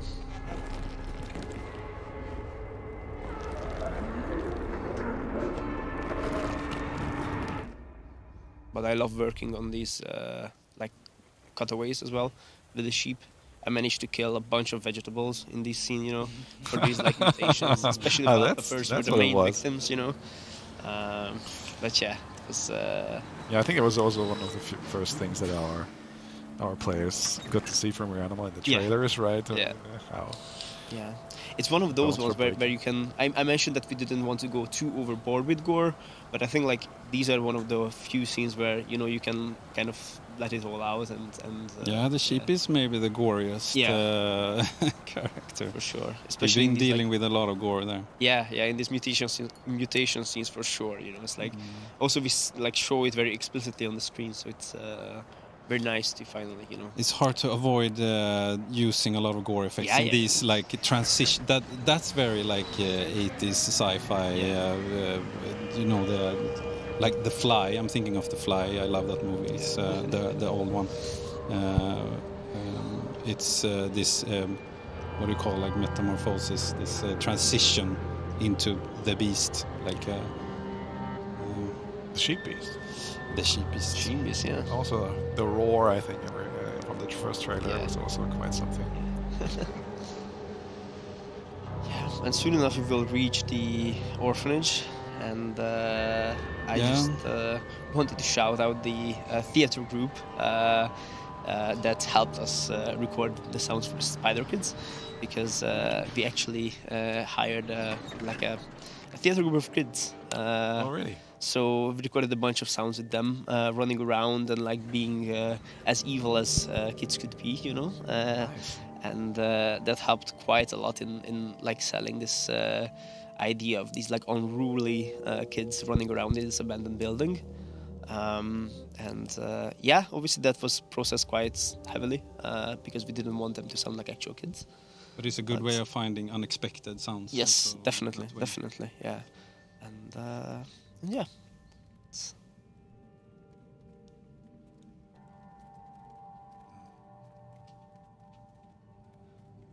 I also like these quiet moments when you almost hear nothing at all. You can just soak in the atmosphere. Yeah.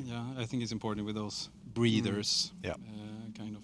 That makes those more intense moments even more intense. Yeah. Yeah. Yeah, that's also a balance to find. Yeah.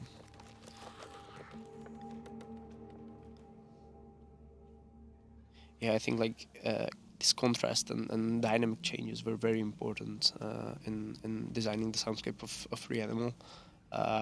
We talked about like how big of these gaps should be, but we also felt that especially after this like nasty transformation scene that we've just seen with the sheep beast, it does feel real nice to arrive to this almost serene space where you can just like take in the dangling power cables and the wind blowing through the buildings, and and yeah, it almost feels safe, you know. It's yeah. The player can take a breather, basically. Yeah, exactly. All right, I think we will do another break now and go to the next segment. So right back.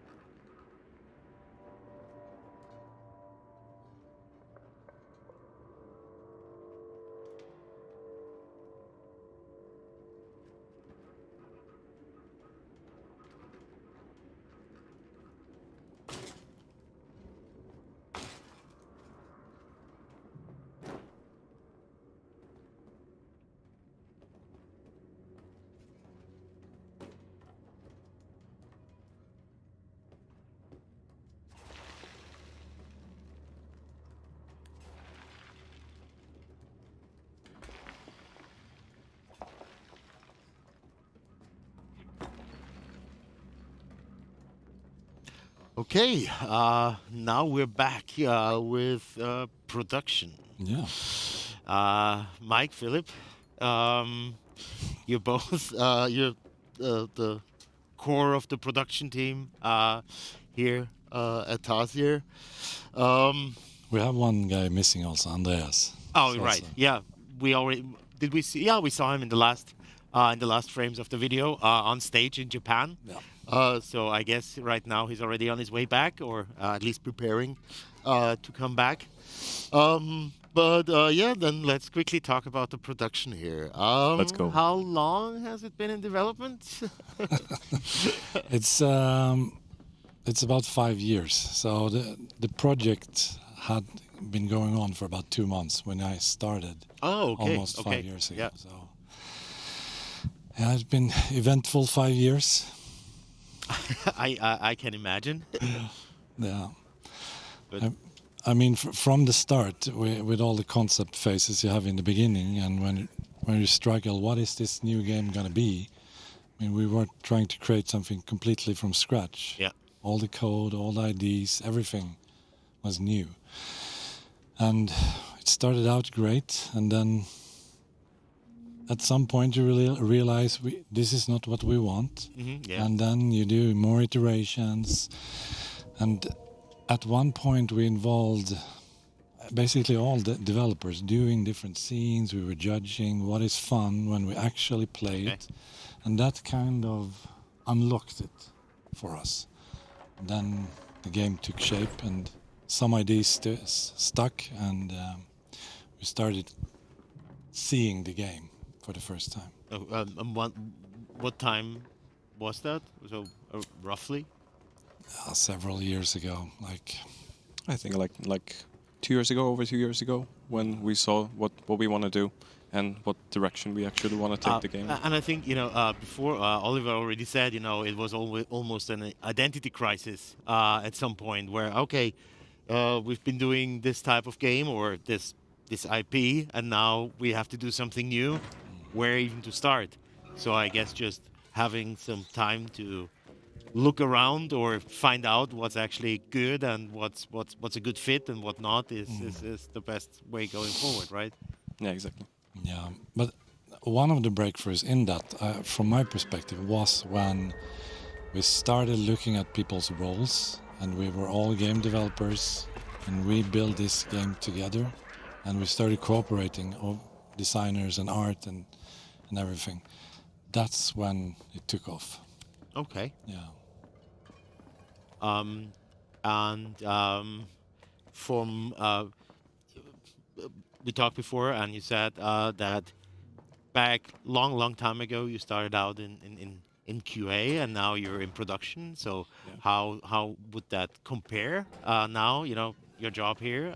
Yeah, exactly. Before. So I started in mobile games as a community manager, and then I jumped on QA leadership roles that I did for most of my career, for like 6 years. Oh. So yeah, been in QA before, and this was my first production role.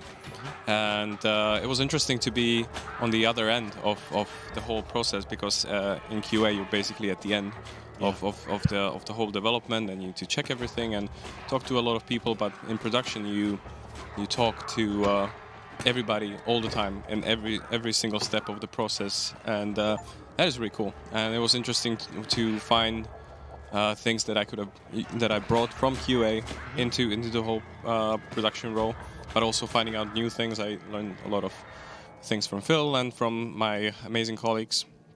So I brought that in, and yeah, and then now we have a game. yeah. That's like, ooh, suddenly it's here.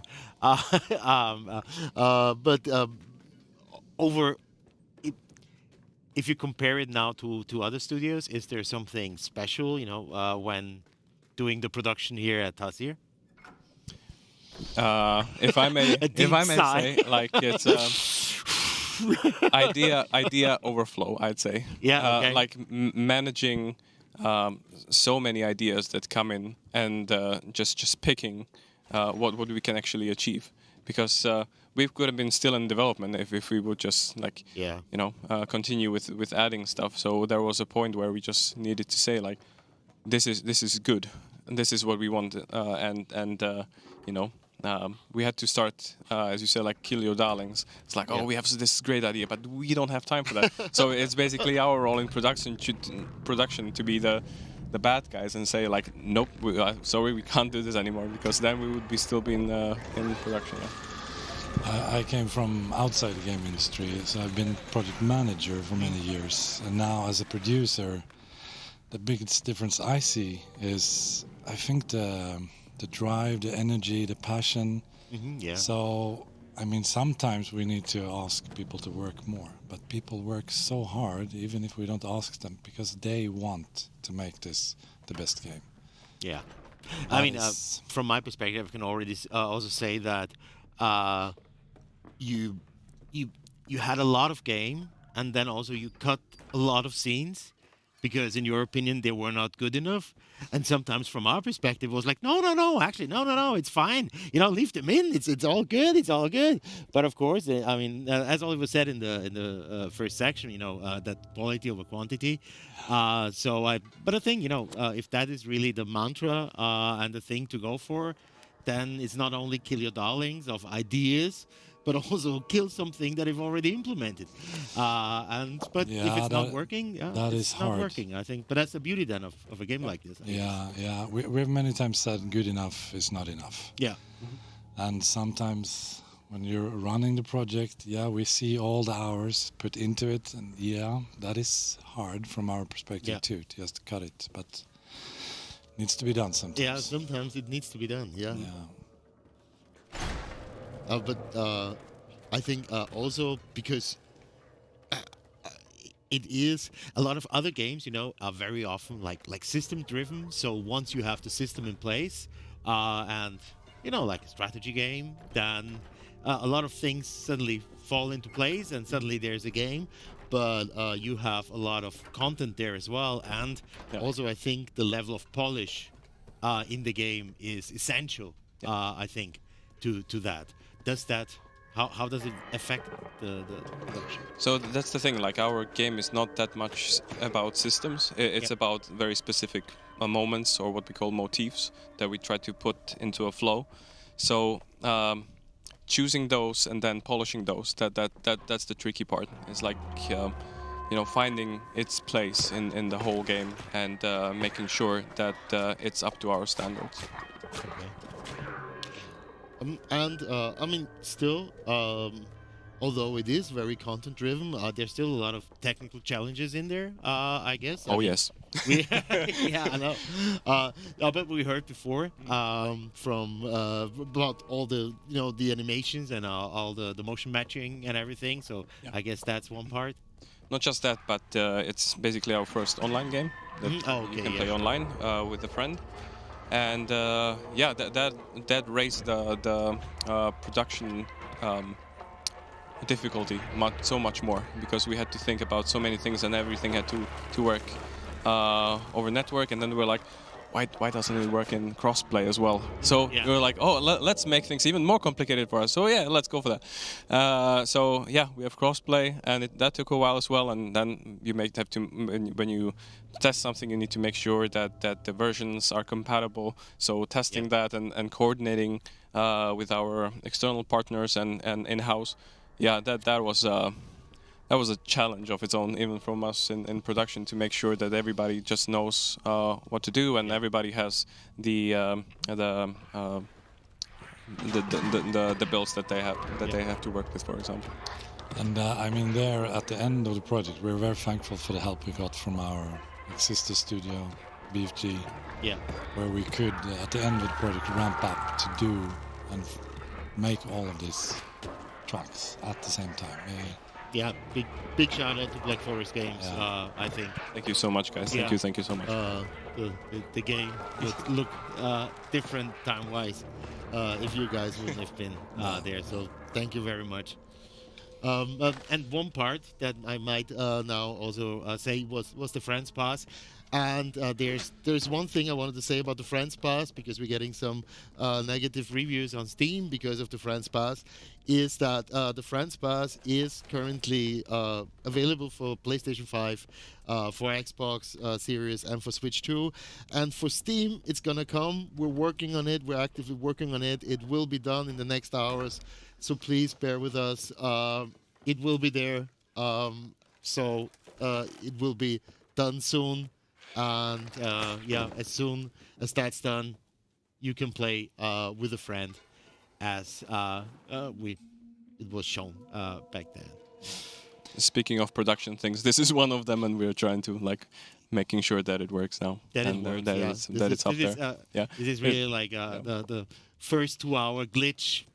It can happen because we have so many platforms here.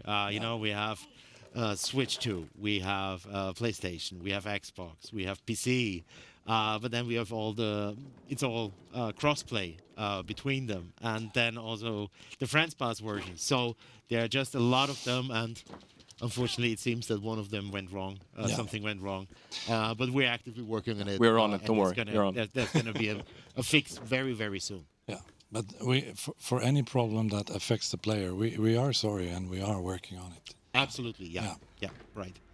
Yeah, that things like that should not happen. But no. As we said, this is the most complex game that we've ever done. We're also not a big team, and there are hiccups here and there, but we're working on them, and we want to deliver a great experience for everybody. Of course, I mean, especially after 5 years of work. Yes. There, and then, but I think the game will have a long life there. So I think this is all good. Are there any parts in there that you're especially proud of from a production point of view? I am extra proud of the pig. Of the pig? Why? Well, tell us why, please. Thank you. Yeah. Could you say something like?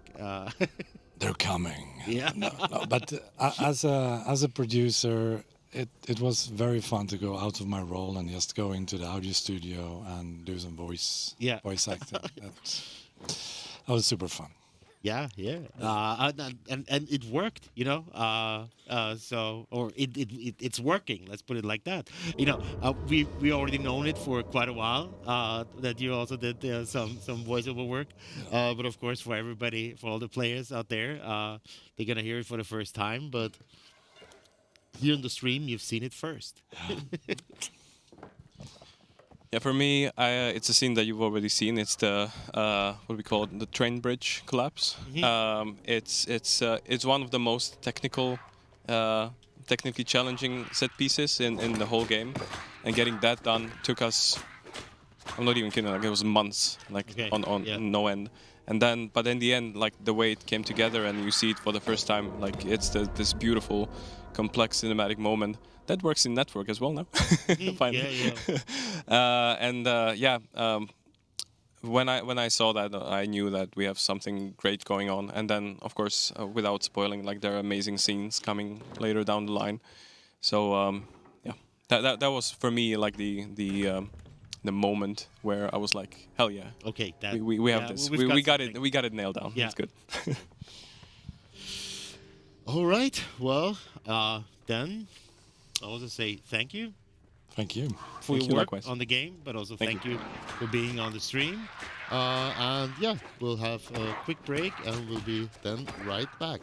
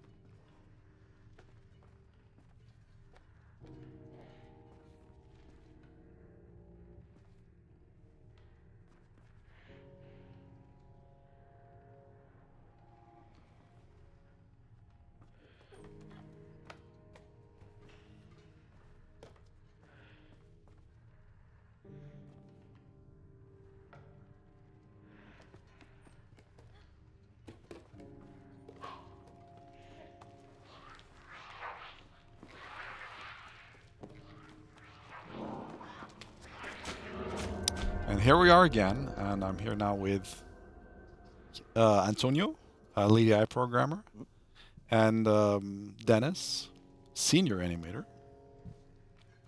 So, what does a senior animator do? At Tarsier, I specifically, I mostly work with the monsters.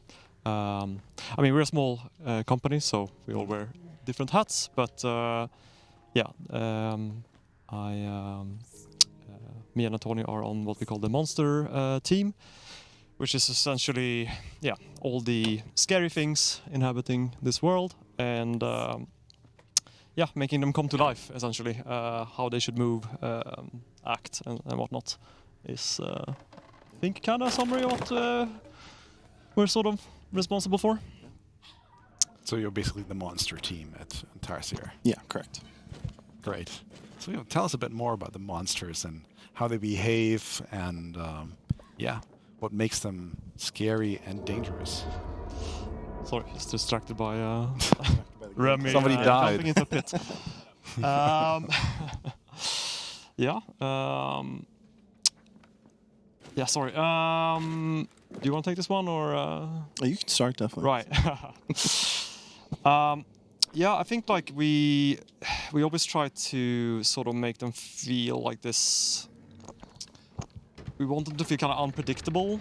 It's always a bit of a balance, right? Because on the one hand, it's a game, and you need to communicate some things to the player. So it's like you need to realize what sort of how the monster works. Like, oh, it heard you. Like now it's searching for you.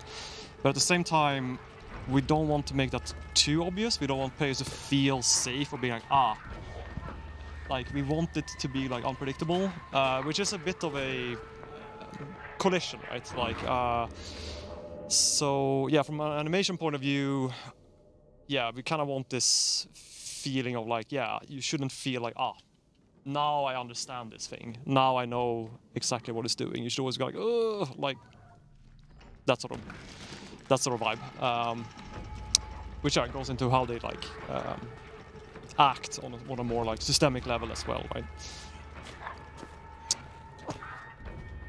So there are some spider kids around here we saw already that they're fighting. Yeah. So what's their behavior like? How do you go about it when you started? I think for this it was one of the challenges was kind of have aggressive kids and bullies and kind of try and inhabit the world where they feel alive. And it was also hard to make the gameplay. At first we wanted to do a little bit more stealth and everything, and we have a couple of sections with that, but we felt combat was more fun to be able to fight against it more and being as passive as possible. So we had one of our programmers in our team, Martin Mossberg, work together with the design team to kind of flesh out this combat that we had, and we think that really elevated the whole thing. So yeah. Yeah, that came in pretty late as well. Yeah, that was one of the so that's a bit of a like, you know, it's always risky when you add. You feel like either choice is a risk. You either keep it as it is, but you feel like something is missing, or you decide to change something and add something, but then you're like, will we be able to make it good? You know. So I think that was one of the things that came in fairly late, but I think it turned out quite well, and it adds. It's a couple of times in the game where you actually get to fight back. Most of the time, you know, these things are very big, and you're a small child, and you can't really do much if the mother or sheep or sniffer gets to you. I guess, you know, you fight sniffer at the end, but most of the time you're sort of the power dynamic is very unfair. And this is one example where you're a bit more on a level. Yeah, it's analog to the size. Yeah, because they're about the same size as the characters that you play, so it felt really weird if they were more of a threat, like a big monster, like the mother in the orphanage. Or the sniffer, right? Very huge monster. It feels a little bit weird that you can fight back against something like that in terms of in a realistic sense.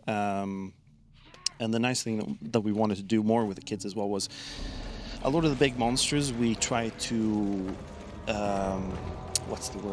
script or animate more, because we want a bit more control, because it's big things being very dynamic in a tight area could be very difficult to make look really good. So sometimes we need to author it a lot more to convey certain scenes or feelings and behaviors compared to being super dynamic. But the Spider Kids are more of an AI which is smaller, which we can have a bit more dynamic and have that dynamic gameplay, such as combat. You can get tossed around, grabbed, and etc.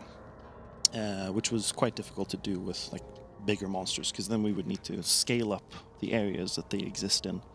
But then it became this balance of areas now feel completely empty, but the gameplay area now is very friendly for a very large enemy. But thankfully we could go more dynamic with smaller enemies in tighter areas. I think that's also worth mentioning that, like, for the larger stuff, it's not really like one AI. It's like, so the sniffer is like how he should work in this specific context here. So there's a lot of stuff that we sort of make custom for certain, like even to the point of like this room, right? Because yeah, basically, as opposed to something where you say like like in an open world game, right? You would just be like, oh, here's this enemy type, here's how it works, and it's just sort of roaming. That's not really how we do things in this game, because it's more staged. Yeah, it is more. At the same time, we don't want to like fully script. We want a bit of that sort of unpredictability, but it is gonna be more like tailor-made for specific things, basically.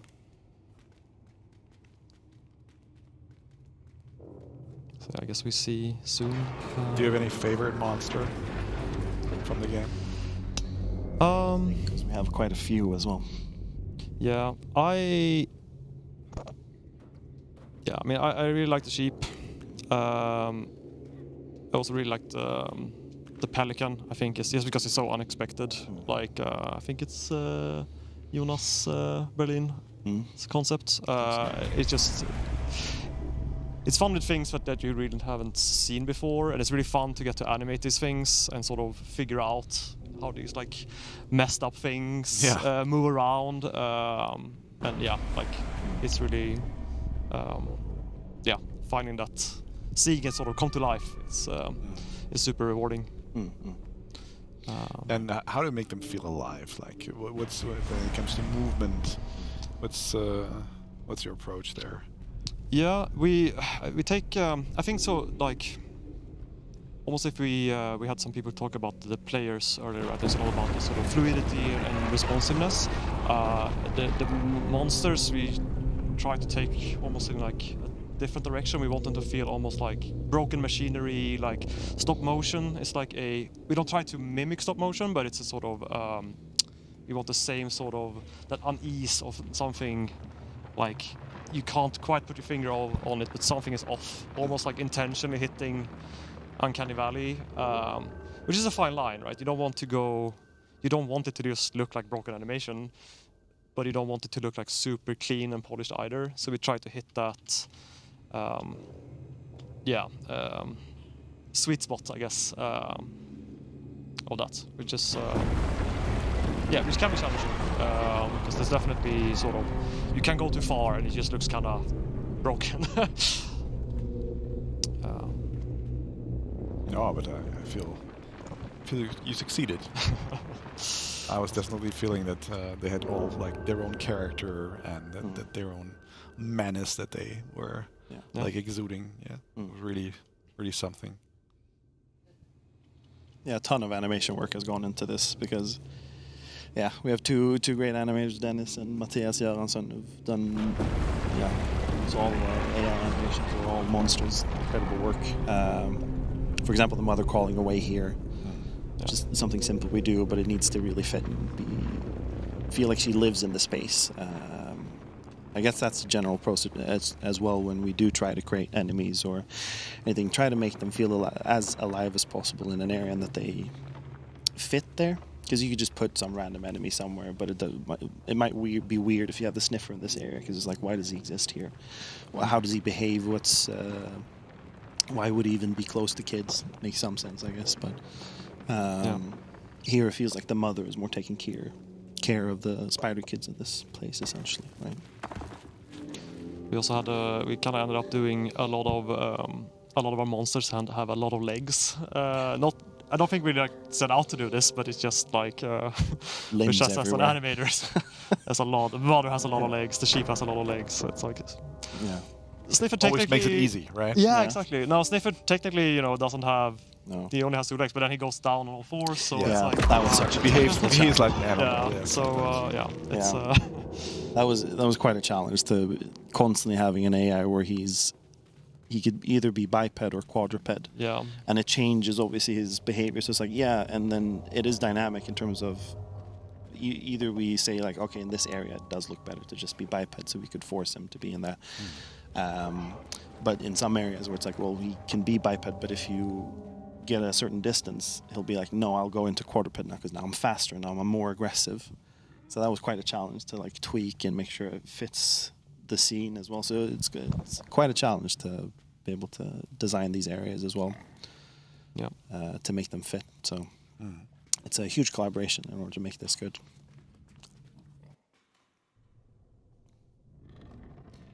Yeah, we get to see her more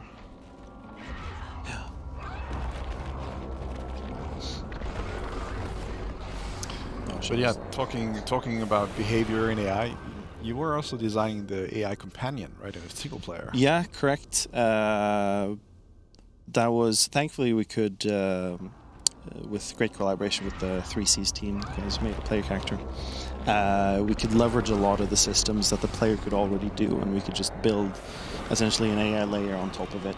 So there wasn't a necessity for us to redo animations or have very specific things. We could just essentially just, oh, we want to move in this way, and there are a lot of automatic systems where the players might jump over ledges or jumping, and the whole animation thing. So we could have the same fluid movement and animations from the whole player system, so we could just leverage it by having an AI layer on top of it that does very simple things. But yeah, for this game, making an AI companion, because I made the companion in Little Nightmares 2, comparison to this game where Little Nightmares 2 was a little bit more difficult because your companion is a previous character, right? So there was a certain expectation of how you expect that character to behave and what they can do, right? But in this game, there are no expectations. It's just a random player at this point. So we didn't want to make the companion too smart and solve things and be too brave. So there was this balance of like, okay, we want the player to have agency and solve things on their own, but we still want the companion to be able to help out when we deem it's necessary or maybe too complex. So that's the balance as well. So it's been tricky, but we've tried to just make sure that the companion doesn't feel like a nuisance. Because I hate games when... More like a friendly helper. Yeah, a friendly helper. And I noticed when playing other games myself, if you have a companion AI, if they do dumb things, you notice it. Or if they're too slow or not responsive, it can be quite frustrating. So we tried to... My goal was, if people don't notice the companion, then we've done a great job. But we also want people to see when they're smart, for example, when they're protecting the player during combat scenes and stuff like that. That was quite complex to be able to do, of like tweaking, like when should she be aggressive, how much should she protect you. You don't want her to... You don't want to have essentially an invisible force field around you, because in single player you have a companion that will automatically defend you. So it's that balance as well. So yeah. Were there any particular difficulties that you remember when designing the AI for the companion? I think mostly for interactions of like, okay, how did we do this with co-op? Initially, we just wanted one companion, and then we threw in 3 more because we have more kids. And I was like, great, this is fun. So there was a bit of a tricky challenge as well there, trying to like, how do we handle like these interactions, like a squeeze gap, what's the order? So there was a lot of systems going into like, how do we queue stuff, make sure they don't clip through each other and bunch up and look weird.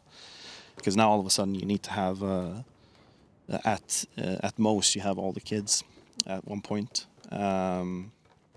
So that was the biggest challenge, I'd say. So, yeah. It was tricky.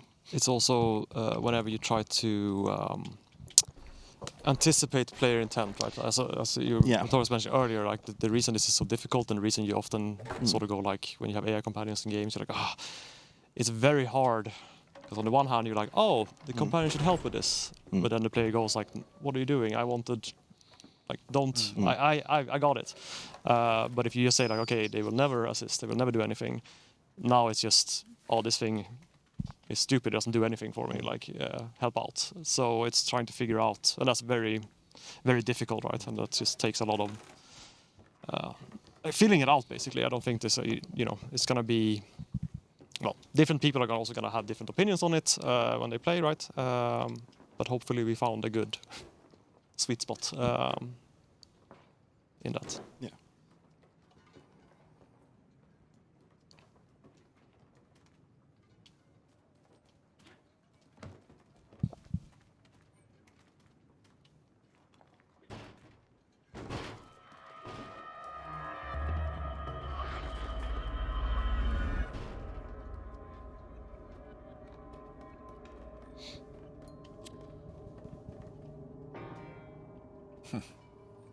I like that.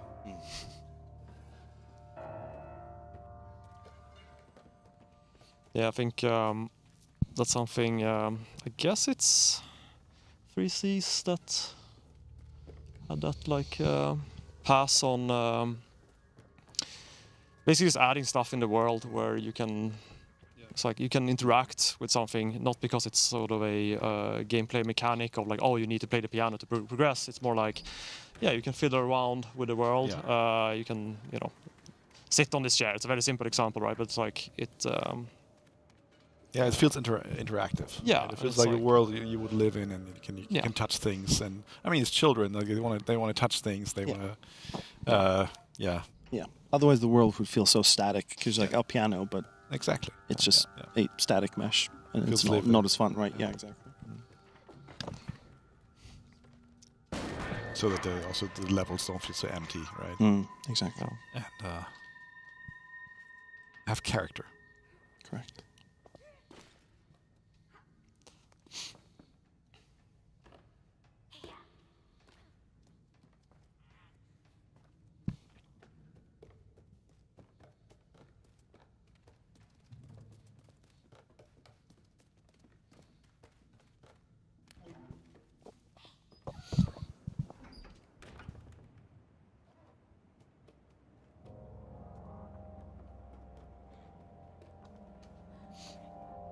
Yeah, like I guess another part of it's not really like AI in the traditional sense, right? But we also had a lot of obviously also a lot of animation, and tech goes into like the chases.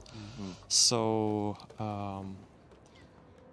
even though those are they're quite seemingly very linear, right? But there is quite a bit of like tech behind it as well. It's not just like we make an animation and play it. It is thing fell over. No, but for example, we don't want sort of like you make a mistake in the beginning of the chase, and that causes you to die at the very end. So there's systems to sort of try to rubber banding, we call it basically. So it's like it shouldn't be that regardless of what you do, you're fine, but it also shouldn't be like, oh, because you tripped on a rock 40 seconds ago, you're not going to have enough time to get past this segment. And there's, it's one of those things that like it doesn't sound very complicated, but it gets it gets a lot of work into it because, again, it's this whole balance of what we want the players to experience, and through several years of working with things, we know that it's not, especially in the big chases that we were quite famous of doing, we notice it's not as fun to, if you die at the end or die in the middle, you got to redo the whole thing. Because it became this whole thing as well of like, oh, do we just want to spawn in the middle of it? But there were some difficulties with that as well, considering that we had online, so it was very difficult to like, okay, what do we do with latency? Do we just wait and pause? And it feels really weird if you want to start straight into the action. So due to a little bit of some technical limitations, right, we decided, okay, let's just start from the beginning instead. But then we got to make sure that players can die from small mistakes as much as possible. And we also want to keep the tension, right? Because you don't want to be a person who's so fast that all of a sudden, there's this massive distance between you.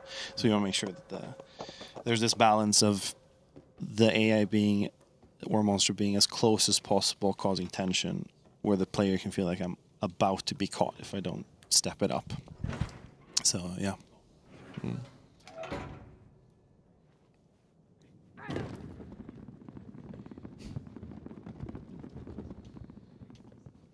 Yeah, I think like this room is an example of where we use like there's a lot of like custom animation here. You know, it's not really you wouldn't think this is like a sort of, it's not a free roaming AI in the sense of like you compare it to like Sniffer is more of a walking around, and this is a bit more like contained, but it's still sort of using parts of the AI system, like you know, she can hear you, she can see you, and that in turn feeds into more custom responses. Saw you or heard you.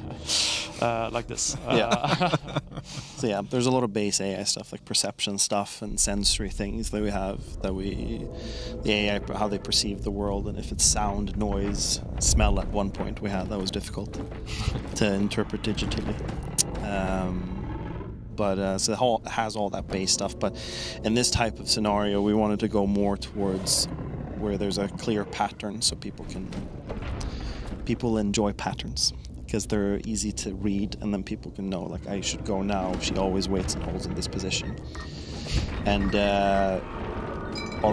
my old AI lead several years back, she always said, like, an AI is smart if the player can outsmart them. That's a good AI. Is the way I also try to approach things. Like, where's the balance of, like, is it too difficult? Because you can make an AI insanely smart, because they could have zero response time to player stuff and they can just read everything. Yeah. But that's not fun, right? But if the player can feel smart against an AI, then the AI is not dumb, the AI is good. Yeah, you always need to make people feel smart. Exactly. That's our actual game. Same with puzzles. Yeah, exactly.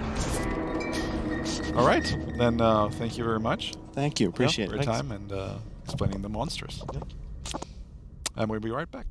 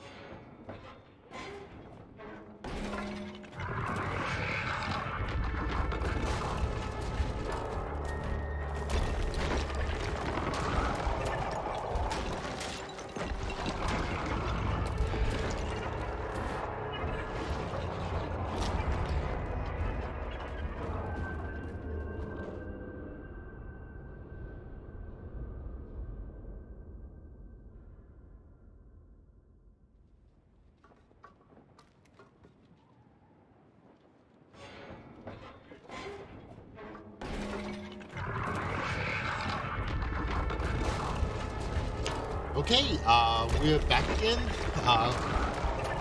Again with Oliver, and this time we also have Johanna with us. But before we start our conversation, I'd again like to point out that the Friends Pass on Steam that caused a little bit of some hiccups for people we're working on it. It will be available soon. It's already available for PlayStation, Nintendo Switch 2, and Xbox. And the Steam one, we're really working on it. We're really sorry that this caused people, or disappointed people, that it wasn't available right away. But we're working on it, and it should be available today, really soon. So please check the page, and soon it will be there. Okay, but now to you guys. Oliver, we've already met you, but maybe Johanna, just tell us a little bit about you. What are you doing at Tarsier? Yeah, my name is Johanna. I am the people and culture lead here at Tarsier. Okay. And I've been working with HR questions and people culture for almost 5 years now at Tarsier Studios. 5 years, okay. Yeah. And what's the culture like?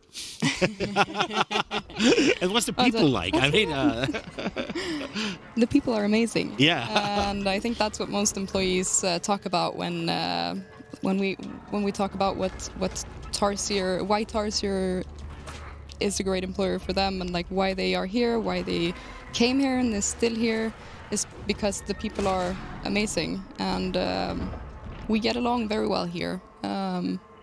So that kind of sets the tone for the culture, I'd say.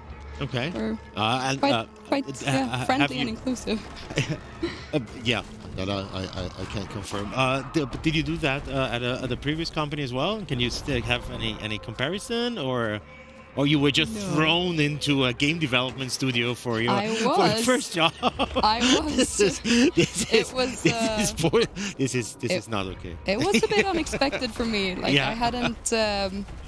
I hadn't worked in games before, and I didn't think of working in games because I didn't really know that was an option. And I was actually working in marketing. So I came in and I was trained in both game development and Tarsier culture and in HR all at once. Okay. So it's been a very very nice 5 years of learning a lot. Yeah, I still think I think game development and the people working in game development, especially, I've never really met really somebody where you go like it's always really friendly people.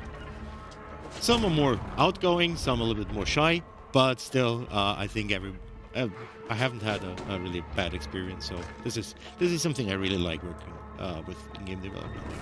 It's quite nice also that the culture, at least here, I don't know if it's the same for all game developers. Sure. But it's very accepting of like showing up as yourself to work, and like it doesn't matter like what you wear or if you're introverted or extroverted. Like right.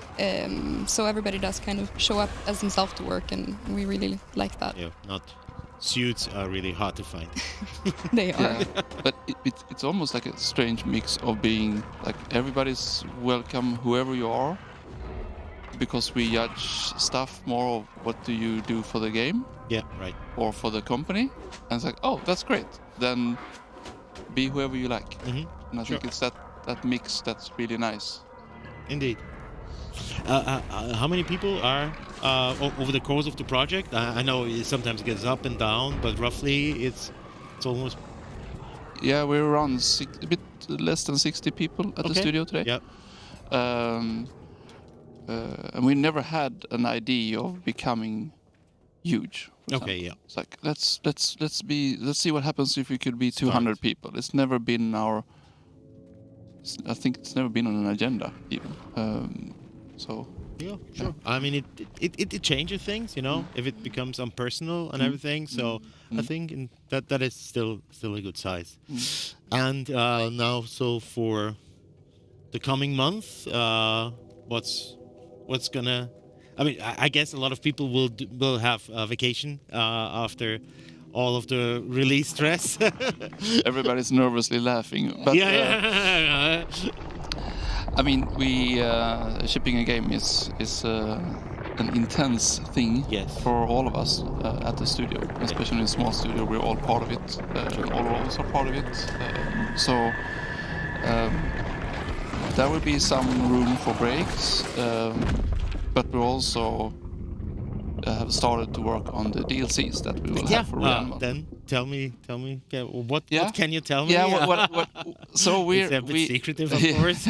It's a bit secret because, like, we love to share stuff, but we also want to share stuff that we know. Okay, this we can do well. So but there's some things that we do know is that the DLCs are of course REANIMAL DLCs, so it's in the world of REANIMAL. Yeah. It's the gameplay of REANIMAL, but expect new things and a different story. So I think that's a different story, but in the same world. Okay. And that's going to be told over 3 DLCs. Yeah, there's the deluxe edition, so that has 3 DLCs that's gonna be released over the coming months. So we target the first one summer, and then the next one in fall, and then the third one winter, something a year. Yeah, from now, kind of, right? This is it's always hard to tell if you want to tell new stories. I do get that. Yeah, and it's I mean just shipping a game for us, but also I mean everything we do, what Johanna does as well, is like we always want to do a bit extra. Okay. That's not always in the best interest of time. Yeah. But it's the best interest of making whatever we do. Yeah, as good as we can. Just talked with Philip, Mike. Yeah. So they're the other ones suffering from that, I guess. But yeah, it's still a good way of making sure that people love what you do. I guess. Okay. Yeah. Is there? And then we get questions about so what's the next game after REANIMAL, and who knows? Yeah. We don't, at least. But we know that we have a bunch of ideas. But we also need, there is we need some rest. And we're always interested also how people perceive the games we make. Sure. So how do people perceive REANIMAL? Once Friends Pass is fixed soon for Steam. Then just enjoy it and enjoy what we built. But apart from that, it's we need that time to see that. Creatively, you're also not a microwave that goes on and off. Sure. You need some time to get into the groove again, and what do we feel like now? What could become a good game, and so on. Yeah, and that takes some time for us to get to that point. Okay. So. But questions. So I guess there are maybe some more questions. So we have at halftime, and now the final few questions from the chat. Indeed. So someone wanted to know what was the most important thing to consider when making a cinematic horror game. Ooh, the most important thing. Okay, to consider when making a cinematic horror game. I don't think I can. Okay, one answer. I don't know if it's the most important thing. Is the. I think we talked about it in different things that to get this experience right, we can't. Like everything has to fit, and everything has to. We have to reach the level of quality that we like for everything, especially in a smaller game, and you want people to be drawn in. And so on. But then to get there, it's a bunch of like everything from how you play the game, how the camera works, how it looks, and so on. But it's hard to point out one thing. Someone also said, I just love how dark the symbolism is. There are so many layers in the design. I'd love to know if there was any certain parts that required a lot of back and forth with the team. I'm hearing the question a bit like if it was too dark, or was the question that if it was. Yeah. I think that's very much how we work. There's a lot of things back and forth. I think everything is a bit back and forth here, because we keep on trying to make things better or change, and we throw things away, and then we try again. So it's not someone in a room that comes up with a game, and then here it is, now let's build it. It's a very more organic process in that sense. And then finally, someone who went by, I have to read out the name, I Hate This Site, brilliant name, asked, is anything mocapped or is it all hand animated? I think everything is hand animated. There was me kind of hoping the pig was mocap tests somehow. On some suits in early, but I think we only used that from some prototyping.